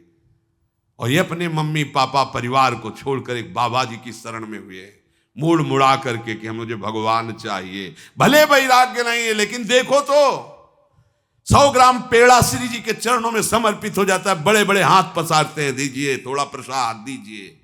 ये अपने जीवन को समर्पित कर दिए। अब आगे श्री जी जाने व्यभिचारी बनेंगे कि ब्रह्मचारी बनेंगे, तपस्वी बनेंगे, महात्मा बनेंगे, हमारे प्रभु का टेका है। खिलवाड़ मत समझो इनको, ये प्रसाद हैं, भगवत समर्पित हैं। अगर इनसे त्रुटि होती है, करुणा निधान भगवान संभालेंगे, जैसे अपने लोगों को संभाला, बड़े बड़े महात्माओं को संभाला। लेकिन ये महाभाग्यशाली हैं, हम माइक से कह रहे हैं, जिनको अभी खेलने की उम्र है, जानते नहीं परमार्थ क्या, पूरी कंठस्थ है सुधा निधि चतुरासी जी कंठ। अब वो 4 बच्चे अगर खड़े होकर सीढ़ियों में हंस रहे हैं, वो आपके साधु के हंस रहे हैं, नहीं, साधु के फांसी लगा ले, वो हंसना नहीं। कैसी तुम्हारी बुद्धि है, कैसी तुम्हें अपने बच्चे से प्यार हो, वो बच्चा जो माता पिता भाई परिवार रिश्ता नाता पढ़ाई लिखाई सब छोड़ करके ऐसे हो गया। सोच थोड़ी देर बुद्धि लगा के, उसका कैसा जीवन होगा। आज हमें मम्मी ये नहीं पाना, ये पाना है, ये जो यहां श्री जी को भोग लगेगा वही पाना है। ये नहीं कह सकते कि आज मुझे ये नहीं पाना है। आपको पता है बाजार की हर वस्तु बंद, बच्चे हैं। ये टीवी केवल तुम्हारे सत्संग के लिए लगी, किसी साधक के मनोरंजन के लिए कहीं कोई व्यवस्था नहीं। जो सेवादार उनके पास, ये चोरी छुपे कोई ऐसी, अभी नए कोई ऐसा डांट लगेगी, मोबाइल हट जाएगा, सुधार हो जाएगी। हंस रहे खेल रहे, हम तो कह, शरीर अगर हमारा स्वस्थ ना होता तो हम इनके साथ कबड्डी खिलवाते, यही आओ राधा राधा बोल के सब लोग खेलते 10 मिनट, फिर बैठ के झूम के कीर्तन करते। भगवान अपने सखाओं के साथ नहीं खेलते थे क्या?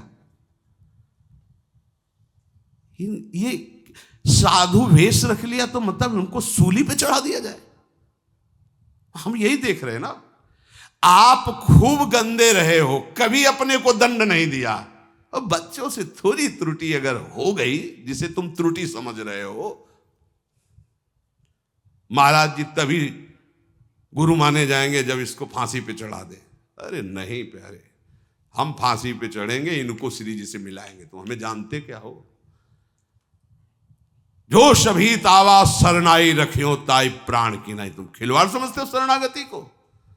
अरे अभी तुम नहीं जानते। जैसे बाप कहता है कि पूरी संपत्ति बेच देंगे बेटा, कुछ नहीं होने देंगे, ऐसे हम कहते हैं तुम गलती मत करो, चूक होगी, हम आगे आगे हम देख लेंगे, यहां से ऊपर तक, चिंता मत करो। ये ऐसे तुम सब नहीं हो, अनाथ नहीं हो। नाथ अनाथन हिस समर्थ मोहन श्री राधा। हमारी इज्जत श्यामा श्याम है, तुम्हारी इज्जत शरीर हो सकती है। हमारी इज्जत श्यामा श्याम है, हमारी इज्जत कभी बेइज्जती हो ही नहीं सकती, तुम्हारी पहुंच ही नहीं है। शरीर तो आज है कल चला जाएगा, किसी का भी हो।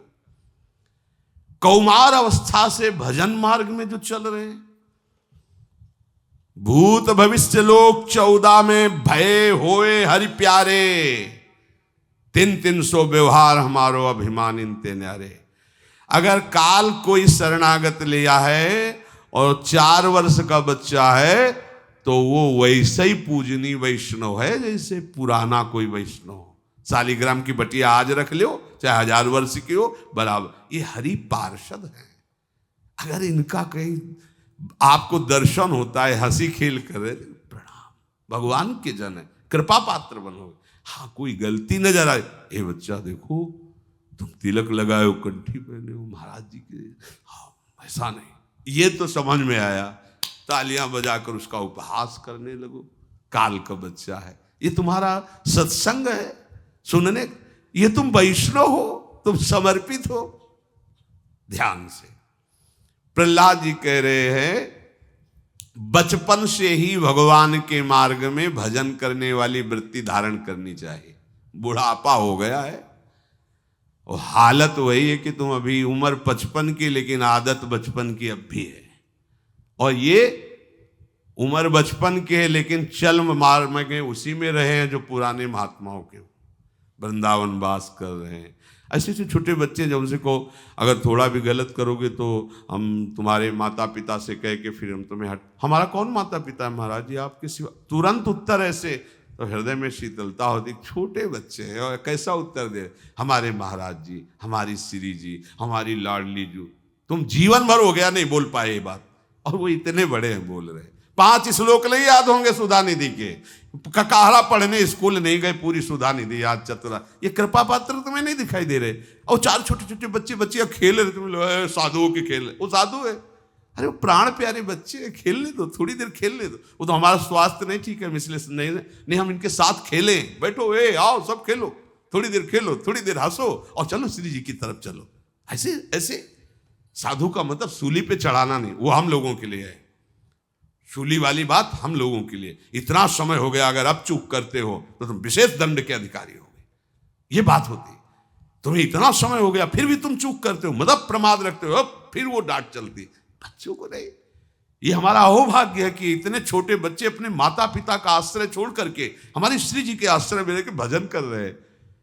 अगर थोड़ा दौड़ भाग करके इधर उधर शोरगुल कर रहे हैं, खेल कर रहे हैं, ये नाराजगी का विषय नहीं। हाँ, दबका दे, चुप बैठ, शांत, ऐसा। लेकिन उसके दोष दृष्टि नहीं कर कि महाराज हमने देखा 4 बच्चियां वहां खड़े हंस रही थी। क्या हो गया? हंस रही थी, क्या हो गया? हंसने दीजिए, खेलने दीजिए। हाँ, ये देखना है कि किसी पुरुष से हंस रहे थे, अब बात गलत हो गई, अब सिस्टम गलत हो गया। तो ये सावधानी, आप अगर ऐसे दोष दृष्टि करेंगे तो हम रोज हल्ला मचाएंगे, सत्संग सुनेंगे, कोई फर्क आप में नहीं पड़ेगा। ये भी ध्यान रखना, क्योंकि आपकी दृष्टि बदल रही है। तुम्हारे 4 बच्चे होते हैं, तुम्हारी कैसी स्थिति हालत होती है? हम पूछते हैं, पूरे जीवन टेंशन में व्यतीत होता है। बिटिया का ब्याह हो जाए, लड़के का हो जाए, या सब व्यवस्था हो गया और कुछ व्यवस्था हो जाए तो उसके नाम जमा कर दें। अलग अलग मम्मी पापा से प्रकट हुए हैं, अलग अलग प्रांतों के, अलग अलग खोपड़ी के, और सब का भार महारानी जी के चरण बल से। किसी को डांट के, किसी को प्यार से, किसी को छाती से लगा, किसी को थप्पड़ मार के। तुम्हें पता है क्या होता है? तुमने तो बस दूर से तुम देख रहे हो, अरे इनको ये कैसे जिएंगे प्यार के बिना? श्री जी को देखा है क्या इन्होंने? जानते हैं श्री जी कौन है? ये केवल जानते हैं कि महाराज जी। राधावल्लभ संप्रदाय क्या है इनको पता है? इनको केवल यही पता है कि संप्रदाय और आराध्य उपासना, ये बैठे हमारे इतने इतने इतने इतने। ऐसे कैसे तुम ऐसे अंगुली निर्दिष्ट कर सकते हो? अरे थोड़ा विचार करो, तुम्हें हमारा सहयोग करना है। कुमार्गामी प्रवृत्तियों का त्याग करके हमारी आज्ञा के अनुसार कोई संसार तुम्हें नहीं बख्शेगा। ये तुम्हारा उपहास करेगा, ये तुम्हारा विरोध करेगा। ये मत समझो हम प्रणाम नमस्कार को घास फूस समझते हैं। एक बात में कोई तुम्हें रोड में नहीं दिखाई देगा, समझ रहे हो? ये भावना मत रखो, बिल्कुल ठीक से चलो। कोई किसी का भरोसा नहीं, किसी का आश्रय नहीं, किसी की कृपा नहीं चाहिए। ऐसी कृपा में खड़े हैं जहां ठाकुर भी कृपा मांगता है। हम उन ठाकुर के, ईश्वर की भी ईश्वरी के चरण दासता का मार्ग लिए हुए हैं। बिल्कुल सावधान। शास्त्र के कौमार अवस्था में भजन। बूढ़े हैं, गोलगप्पा खा रहे, खड़े हम देख रहे हैं। बच्चे हैं, ब्रेक लगी हुई है कि बाजार की कोई, थोड़ी देर सोचो दिमाग में तुम अपने है। आप उपासना के मार्ग को मजाक समझ रहे हैं इन बच्चों के? जहां बड़े बड़े ऋषि मुनि, पाराशर, सुर, इंद्र, कलप, कामिनी, मनफंद्या, 5 भौतिक बच्चे अगर जरा सी चूक गोली मार, क्या तमाशा संसार। हमें यही लगता है कोई हृदय से नहीं देख रहा है कि मेरा बच्चा होता तो क्या करते हैं, मेरा बच्चा क्या होता। तुमने पैदा किया है तो तुम इतना प्यार करते हो, हमारी शरण में आए तुमसे करोड़ गुना बढ़कर प्यार करते हैं और आपसे सच्ची कहते हैं। हम श्री जी के कृपा से ही श्री जी को प्राप्त कर सकते हैं। अगर कसौटी पे कस के श्री जी लेना तो एक भी सृष्टि में नहीं निकलेगा जिसको श्री जी प्राप्त हो जाए, एक भी। क्योंकि माया इतनी बलवान है। जब हमारी लाडली जो मुस्कुरा कर देख लेती है, वही महात्मा बन जाता है, वही जगत पूज्य बन जाता है। भैया लोहे में दम नहीं है कि सोना के भाव बिक जाए। ये पारस का चमत्कार है कि लोहा सोना बन जाता है। हम सब माता पिता के संयोग से गर्भ में नाना प्रकार के क्लेश सहते हुए मानुषिक जीवन को प्राप्त हुए। हमारी सामर्थ्य नहीं कि हम काम क्रोध पर विजय प्राप्त करके महात्मा बन जाए। अगर है कुछ तो उन दुलारे लाडले श्री युगल सरकार ने स्वीकार किया, ईमानदारी से कहते हैं। बस खास बात इतनी है, नहीं तो अगर हमें भी कसौटी में कसा जाएगा तो चारों खाना चित्त पड़ेंगे। हम में सामर्थ्य इस बात की नहीं कि माया पर वे, लेकिन मेरी महारानी जी की मुस्कुराहट और पायलों की झनकार के बल पर हम गरजते रहते हैं। हमारा बल नहीं है, ये हमारी लाडली जू का बल है। उसी के बल से कहते हैं हम भगवत प्राप्ति करेंगे। कैसे? जैसे कोई किसी बड़े का पर्सनल होता है ना, पता है हमारी बात चलती है, तो कहते तुम चिंता मत करो, हम बस हम अपनी प्यारी जू के स्वभाव के बल से कहते हैं सत्तारणी कृत स्वभाव सुधार सोगम। हम आप लोगों के लिए एकांत में प्रार्थना करते हैं अपनी प्रियाजू से। प्रियाजू, आप सब जानते हैं आपके प्रीतम का कैसा है माया जाल है। छोटे छोटे बच्चे आपकी शरण, लाडली जी। अब उन्होंने पढ़ाई छोड़ी, देखो ये सत्संग की बात है, पढ़ाई छोड़ी, माता पिता छोड़े, यहाँ हमारे पास आ गए। कोई 8 वर्ष से हुए, कोई 12 वर्ष से, सब अपने संबंध छोड़े। अब उनसे कोई गलती हो जाए, अब बोलो हम भगा दें तो कहाँ रहेंगे वो? ना पढ़ सकते हैं, ना वो घर लायक रह गए, ना ब्याह लायक रह गए। चलो दंड रूप से थोड़ा भटका दिया, थोड़ा पीट दिया, लेकिन हमारा कर्तव्य क्या बनता है? हम उनको फिर संभालें, फिर उनको हम मार्ग दें। नहीं, जीवन बर्बाद हो जाएगा। माया यही तो चाहती कि सबका जीवन बर्बाद हो जाए। उस बात को हम समझ रहे हैं कि माया की चाल है कि इसको नष्ट किया जाए। तो अब हम क्या करें? पेट्रोल डाल के उसमें आग लगावें या उसको जल डाल के शीतल करें? आप बोलो। निर्णय यही आएगा ना कि बचा लिया जाए, नष्ट करना नहीं कि एक गिर रहा है तो और पत्थर मार दो। गिर रहा है तो उत्तम बात है कि तुम कूदो उसमें और रोको उसको, वहां से फिर उठाओ। डूबने वाले के लिए बचाने वाला अपने को नहीं सोचता है और उसके बचाने की चेष्टा करता है। ऐसे ही हमारे हरि, हमारे गुरुजन, हमारे संतजन ऐसा ही प्रयास करते हैं। आप उस प्रयास को, जैसे हमें जब वार्ता मिलती कि अमुक ने अमुक को दंड देना चाहिए था कि गले लगाना चाहिए था, उसको दंड क्यों नहीं दिया गया? उसने अमुक गलती की। उसकी गलती नहीं है, मेरी गलती। दंड मुझे मिलना चाहिए क्योंकि मेरी शरण में हुआ वो आज तक वो दोषी है, ये मेरी कमी है। डॉक्टर के पास मरीज गया और मरीज ठीक नहीं हो पा रहा है, सर्वतोभावेन अस्पताल में भर्ती है, जो डॉक्टर खिलाता है वही खाता है, जो दवा देता है वही देता है। अब वो नहीं ठीक हो पा रहा तो डॉक्टर की बात है, मरीज की नहीं। ये छोटे छोटे बच्चे, नए नए जवान भगवत मार्ग में आए हैं, अगर इनकी कमी है तो उसे हम अपनी कमी मानते हैं। हमारे में कोई त्रुटि है जिससे हम नहीं संभाल पा रहे, जिससे हम उनको नहीं पुष्ट कर पा रहे, तो हम अपनी बात को अपनी लाडली जू के बल से करेंगे।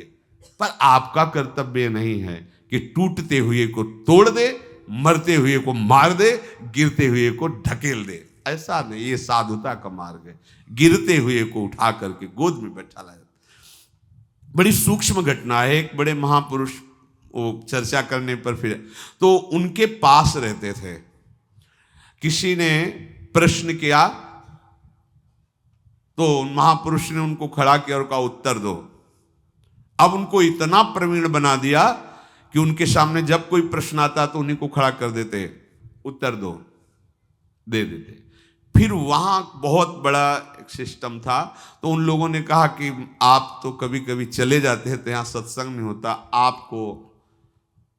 तो उनका हाँ, जो मुझे समझ में आया वो ज्ञान इनको दे दिया है, इनके पास वो ज्ञान, वो संभाल लेंगे। अब वहां वो रहने लगे और वो महापुरुष जाते थे, लाखों की भीड़ में उपदेश करते थे, बड़े ही भारत के उच्च कोटि के महापुरुष। अब वो जहां रह रहे थे तो चूक हो गई, क्योंकि उन महापुरुष का आदेश था भिक्षावृत्ति से ही जीने का। और वो वहां के जो बड़े बड़े ट्रस्टी थे, उन्होंने एक एक दिन भिक्षा का बांध लिया।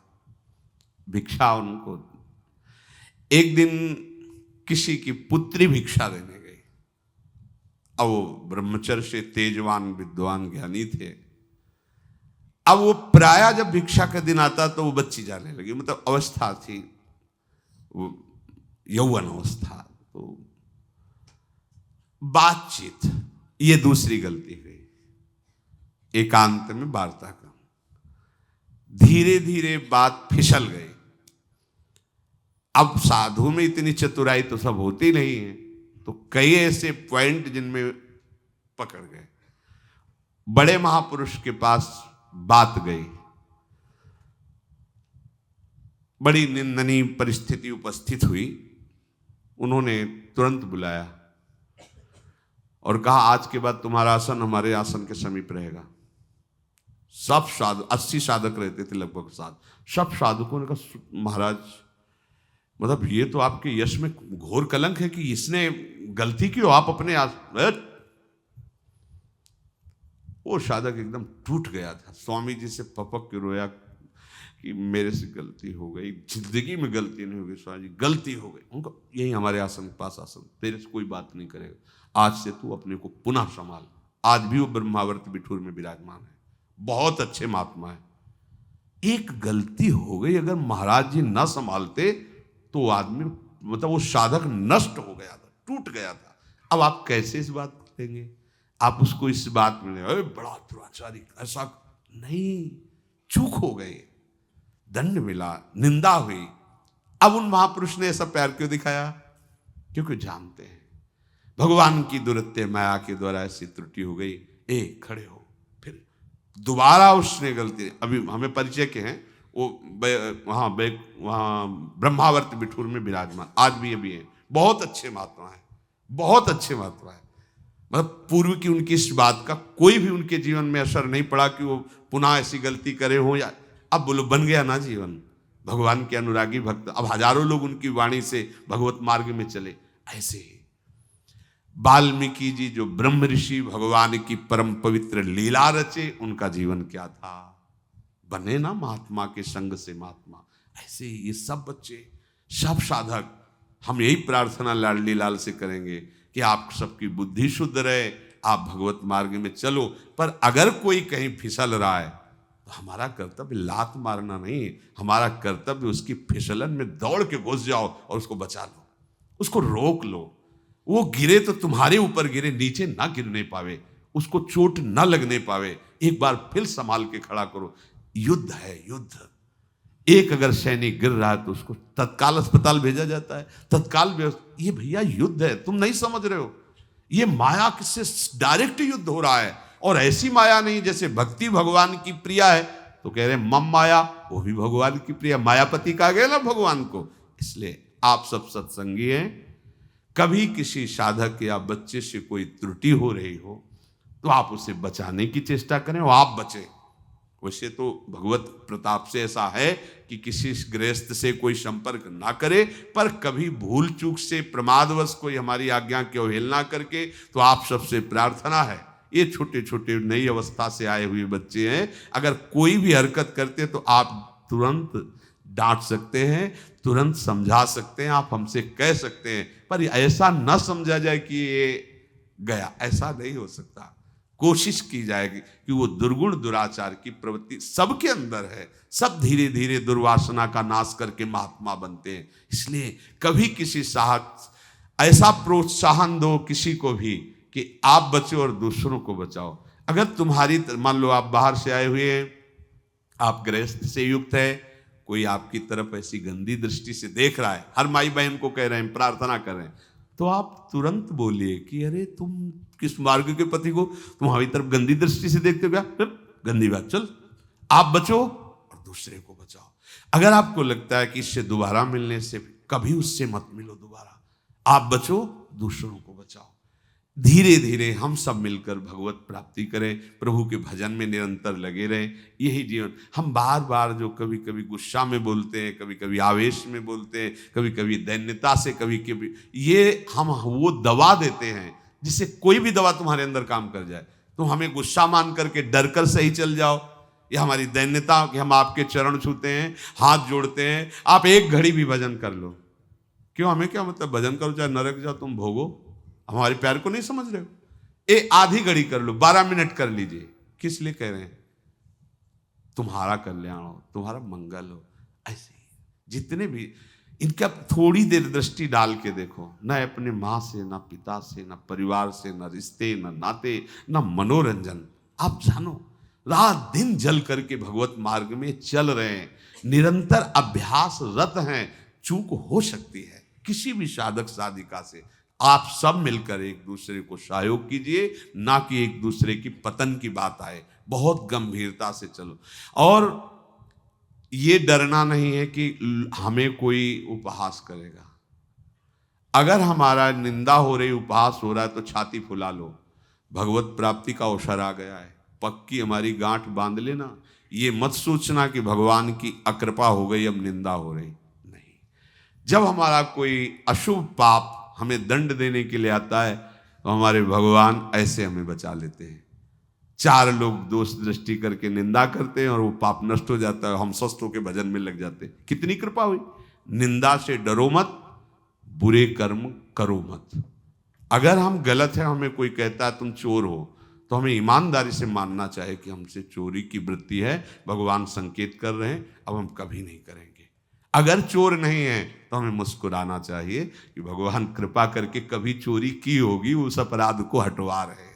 बहुत सुलझा हुआ व्यक्तित्व हो, कभी घबराना मत, कभी निराश मत होना। हम केवल प्रवचन नहीं कर रहे, हम हृदय की बात कहते हैं। सैकड़ों बार, खुली बात, सैकड़ों बार देखा है कि हमारे हृदय ने हमको परास्त कर दिया है। ऐसा लगा है कि आप क्या होगा, क्योंकि अंदर वृत्ति देख रहे हैं। अगर ये वृत्ति सफल हो गई तो सारा जीवन नष्ट हो जाएगा। अब क्या करें। इतने इतने गंगा जी में खड़े होकर मंत्र जप रहे, रो रहे, हे गंगा मैया आप देख रहे हो, भोजन की भी व्यवस्था नहीं, कितने कष्ट से, फिर भी ये प्रवृत्ति हमारे अंदर क्यों है। रोए हैं, चिल्लाए हैं। तो जब किसी बच्चे में देखते तो लगता है कोई बड़ी बात नहीं यार, ये तो आग हम सहे हैं ना, हमने देखा है। जब हमारे अंदर ऐसे साधन, ये तो हमारे आश्रित, इनकी क्या साधना, इनका क्या वैराग्य है, तो हमारा दुलार प्रकट होता है। वो आपको लगता है महाराज जी ने क्षमा कर दिया। क्षमा एक बहुत छोटी बात है, क्षमा नहीं कर दिया, ये हमें नहीं समर्पित हुए, हम इनको समर्पित हो गए। अगर तुम लाभ लेना चाहो, देख लेना आगे चल के, तो हम तुम्हें समर्पित हो गए, तुम हमारे को क्या समर्पित हो। गुरु शिष्यों से सेवा स्वीकार करता है, लेकिन हमारे यहां उल्टा सिद्धांत है, गुरु शिष्यों की सेवा कर रहा है। खुली बात सुन लो, वस्त्र, भोजन, वास, किसी को किसी से कुछ नहीं कहना, उपदेश, सतमार्ग, उपासना, दुलार, प्यार, डांट तुम्हें नहीं चाहना, अपने आप मिल रहा है ना। अब अगर आप भगवत प्राप्ति नहीं हुई तो और कौन सी अमृत वर्षा होगी। आप सब हमारा सहयोग दें, आज्ञा के अनुसार चलें। कोई गलती हो जाए उसको छुपाइए मत, पहली बात ध्यान रखिए, उसको तुरंत प्रकाशित कीजिए। गलती छुपाना संसारी लक्षण है, गलती को प्रकाशित करके, गलती स्वीकार करके प्रायश्चित करना, अंदर जलना, ये साधक का लक्षण है। कोई भी साधक छूट दे रहे हैं, सभा में दे रहे हैं, अगर गलती हो जाती है तो खड़े होकर के सभा में, यहाँ नहीं तो वहाँ एकांतिक कि हमसे गलती हो गई, और हम जिससे गलती उससे भी क्षमा मांगते हो महाराज जी, आपसे भी, आगे रास्ता खुल जाएगा। आप उसे गुप्त करेंगे, दूसरा हमें बताएगा, तब हमें फिर अच्छा नहीं लगेगा। कोई भी, चाहे गृहस्थ हो चाहे विरक्त हो, गलती हो सकती है, उस गलती को सुधार किया जाए, स्वीकार करके कि हमसे गलती हो गई, तो हमारे प्रभु बड़े कृपालु हैं, तुम्हें आगे बढ़ाएंगे।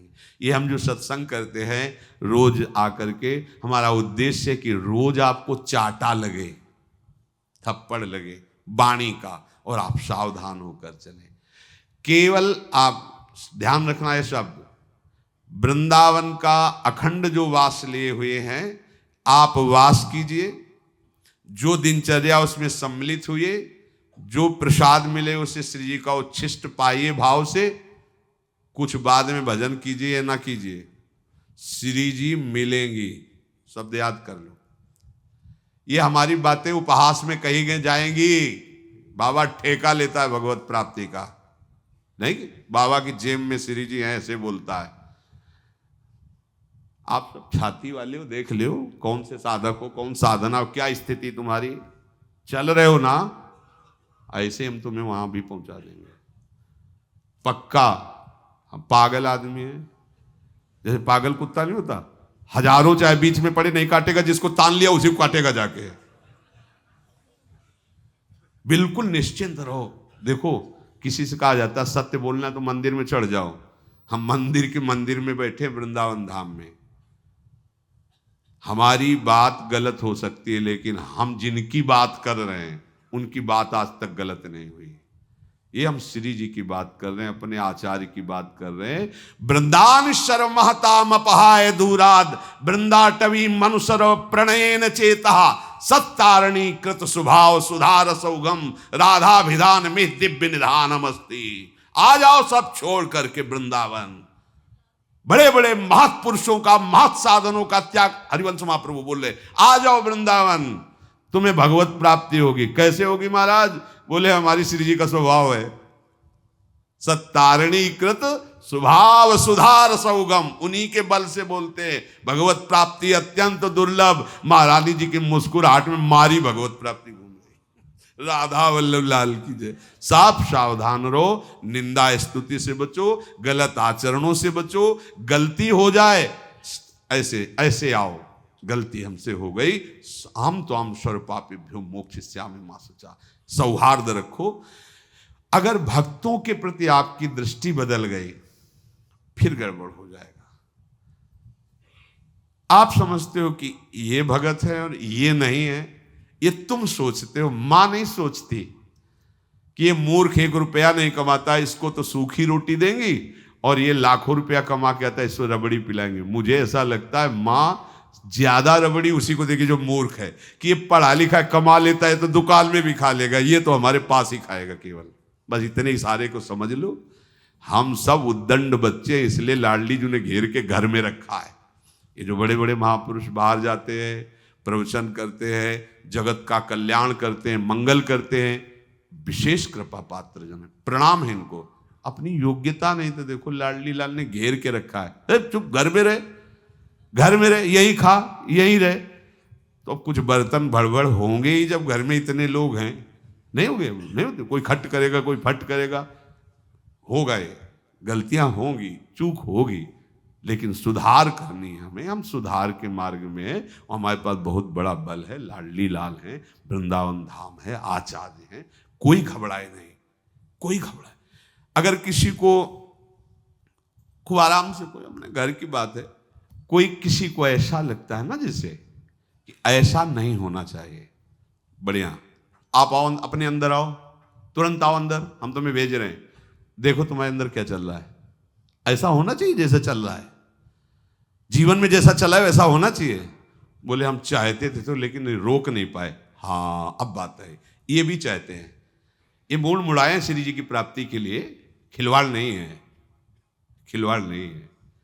ये चाहते कि गलती ना हो, लेकिन इनके अंदर बैठा हुआ वो शत्रु काम आदि विवश कर देता है। उसके लिए हमें सुरक्षा चाहिए, डांट फटकार चाहिए, दुलार चाहिए, प्यार चाहिए, सब चाहिए। वो सब श्री जी दे रहे, धीरे धीरे सब निकल जाएंगे, सब निकल जाएंगे। अगर हमें संतों का संग न मिलता तो हम नहीं चल पाते। तुम्हें सच्ची कहते हैं, जब कभी किसी महापुरुष से एकांत में मिले और उनसे अपनी बातें कही कि महाराज जी ये सब करने पर भी हृदय में हमारे ऐसा ऐसा होता है, तो हमारे भी होता था, हमारे भी होता था, लेकिन फिर आगे चल के शांत, तो लगा कि आगे चल के शांत हो जाएगा। अगर कहते अरे साधक के अंदर ऐसा होना चाहिए, भैया तुम तो बन ही नहीं सकते, तो भी यही होता कि अब हम बन ही नहीं पाएंगे, तो फिर नास्तिकता आ जाती ना। संतों ने बचाया, संतों ने संभाला, संतों ने उत्साह दिया। ऐसे ही आज आप सुन रहे हो ना, कल आप बोलोगे कि अगर हमको ऐसे उत्साह भरे वचन न मिलते, हमको दुलार न मिलता, हमें माता पिता जैसा प्यार न मिलता गुरुदेव का, तो हम कब के भाग गए होते, कब संसार में चले गए होते। ये मार्ग ही ऐसे चलता भैया, ऐसा मार्ग नहीं, आप इसको मत समझो। ये कोई अवतारी पुरुष नहीं है, सब मायाकृत है। मायाकृत से छटनी करते करते करते तब भगवत प्राप्ति के मार्ग में चला जाता है। हम खुल के इसलिए आज एकदम सरल भाषा में अपनी बातें रख रहे हैं कि आप उसको अन्यथा ना लीजिए, बहुत धैर्य पूर्वक चलिए। चलने वाले के मार्ग में ही विघ्न आते हैं, विघ्न आने पर 100 विघ्नों में 1 विघ्न जीत भी जाता है, गिरा भी देता है। यद्यपि गिरना ना हो, कोई भी विघ्न नहीं गिरा, पर गिर इसलिए जाते हैं कि कहीं ना कहीं हमारी मनमानी होती है। पर वो तुम्हारी मनमानी भी हमारे इसी बाहुओं के अंदर है, ये भी बात ध्यान रखना। तुम्हारी मनमानी इसी बाहुओं के अंदर, तुम्हारी मनमानी अजान बाहु अभेद भुज दंड मूल को चीर कर नहीं निकल सकती। ये अनुभव करते रहना कि अगर गलती भी हमारी हो रही तो भुजाओं के बीच में देखते हैं गलती जीतती या हरि जीतते हैं। अभेद भुज दंड मूल पीनन सानुकूल, वो अनुकूल कृपा करके अपनी भुजाओं से करो सदा तिनके रखवारी जी। बड़े बड़े महापुरुषों ने इसी बात से प्रभु को प्राप्त किया है, उनकी करुणा से प्राप्त किया। देखो सूरदास जी कह रहे हैं, विमुख भये निमिषहु न अकृपा, जब चितये तब वैसे। शब्द देखो, भगवान का शरणागत हुआ और विषय ने घसीट लिया, विमुख होकर विषय में चला गया। फिर उसे याद आया मैं तो बहुत दूर हो गया प्रभु। लेकिन जब प्रभु की तरफ मुड़ के देखा तो बोले निमिषौ न अकृपा, जब चिते तब वैसे वैसे ही वो खड़े, आजा आजा मेरा लाडला है, भूल गया तब फिर आजा। यही स्वभाव और यही बल हम सबको जिता रहा है। नहीं तो ये ऐसी माया शिव विरंची का मोह है को है पुराण। इसलिए बहुत विवेक पूर्वक संयम से सबका उत्साह वर्धन करोगे तो भगवान तुम्हारे अंदर उत्साह बढ़ा देंगे। दूसरों को क्षमा करोगे तो भगवान तुम्हें क्षमा कर देंगे। दूसरे के लिए विनय करोगे कि भगवान इसकी बुद्धि पवित्र करो, तुम्हारी बुद्धि पवित्र हो जाएगी। भगवान इसका नाश करो तो तुम्हारा नाश हो जाएगा। सिद्धांत समझ लो, जो तुम दूसरों के लिए करोगे वही तुम्हारे लिए हो जाएगा। हम सब से हो सकता है, इसलिए धैर्य पूर्वक चलो, नाम जप करो। बहुत बड़ी समस्या है ये, काम आदि दोष छोटी मोटी समस्या नहीं, बहुत बड़ी समस्या है। बड़े बड़ों को इसने परास्त किया है। इसलिए कमर कसो, आगे बढ़ो, गिरते हो संभालने वाले हैं, वो आपको फेल नहीं होने देंगे। पर एक वैष्णव दूसरे वैष्णव की अवहेलना और उपहास करे, ये ठीक नहीं। ये उपहास करने की प्रवृत्ति अच्छी नहीं। हम जैसे देखते हैं किसी से गलती हो गई, अब चार साधक उसको ऐसा, आप भी उसी लाइन में खड़े हो, तुमसे भी गलती हो सकती है और उपहास का तुम्हें दंड मिलेगा, ध्यान रखना। नारद जी जब राजकुमारी से मोहित हो रहे थे तो दो भगवान शंकर के पार्षद बगले में बैठे उनकी हंसी उड़ा रहे थे। देखो देवर्षि नारद हैं, जानते हो क्या उनको दंड मिला? राक्षस भाव को प्राप्त हुए। शिव पार्षद थे, पढ़ के देख लो नारद मोह कथा में, राक्षस भाव को प्राप्त हुए और शिव पार्षद थे। आपका क्या होगा जब आप किसी संत को लड़खड़ाते देखकर हंसोगे? तो स्वामी देख रहा है ना, उसका दास वो भी है, कीन वो इसका बहु अभिमाना सो खोवंचा कृपा निधाना, इसलिए वो लड़खड़ा गया। तुम उपहास मत करो, हंसी मत करो, नहीं तुम्हारी ऐसी हंसी होगी कि तुम्हारा रोना बंद नहीं होगा। सावधान, एक दूसरे को भगवत भाव से आगे बढ़ाने की कोशिश करो, भगवान सब पर कृपा करे। हम सब के अंदर कोई ऐसी सामर्थ्य नहीं कि माया पर विजय प्राप्त कर ले, वही कृपा करके हमें सामर्थ्य देते हैं। उन्हीं के बल से हम गरजते हैं, उन्हीं के बल से हम चलते हैं। हमारा क्या है? उन्हीं का बल है। हम श्वास भी एक नहीं ले सकते, हम एक कदम भी नहीं चल सकते, ये केवल अपने हरि के बल से कहते हैं। वो बल हम सबका है, वो बल हम सबका है, उसी बल से हमें भगवत प्राप्ति होती है। इसलिए ज्यादा समय प्रपंच में खर्चा ना करो, नाम जप करो, एक दूसरे की गलती को मिटाने की कोशिश करो। उसको जब किसी से गलती हो तो 4 मिनट पास बैठना चाहिए। अच्छा, निराश मत होना भाई, हमसे भी गलतियां हुई, भगवान ने क्षमा करके हमको भी आगे बढ़ाया। आप आगे बढ़ो, हम मानते हैं कि गलती हो गई, कोई बात नहीं, आगे बढ़ो। ऐसे इस मार्ग में चला जाता है। आप जो ऐसे व्यवहार करते हैं, ऐसी बातें करते हैं, मेरा हृदय इस बात में होता है कि आप अपने नहीं हो, आप जानते नहीं मार्ग कितना कठिन है। अरे संसारी न जाने जाने, आप सत्संगी हो। आप जो सत्संग के वचन सुनते हैं, आप कसौटी में अपने को देखो कहाँ हो, फिर भी भरोसा है ना कि सिर जी मिलेंगी। ऐसे इन सबको भी मिलेंगे जो भगवत मार्ग में चल रहे। अगर लाडली जो क्षमा न करे तो हम लोग इस मार्ग में चलने लायक नहीं। चारों खाना चित्त गिरे, एक भी अंश में नहीं संभल सकते। संभालने हैं तो लाडली जी की चरणों का प्रताप। शांत भजन परायण प्रपंच रहित जीवन। श्री राधा वल्लभ लाल।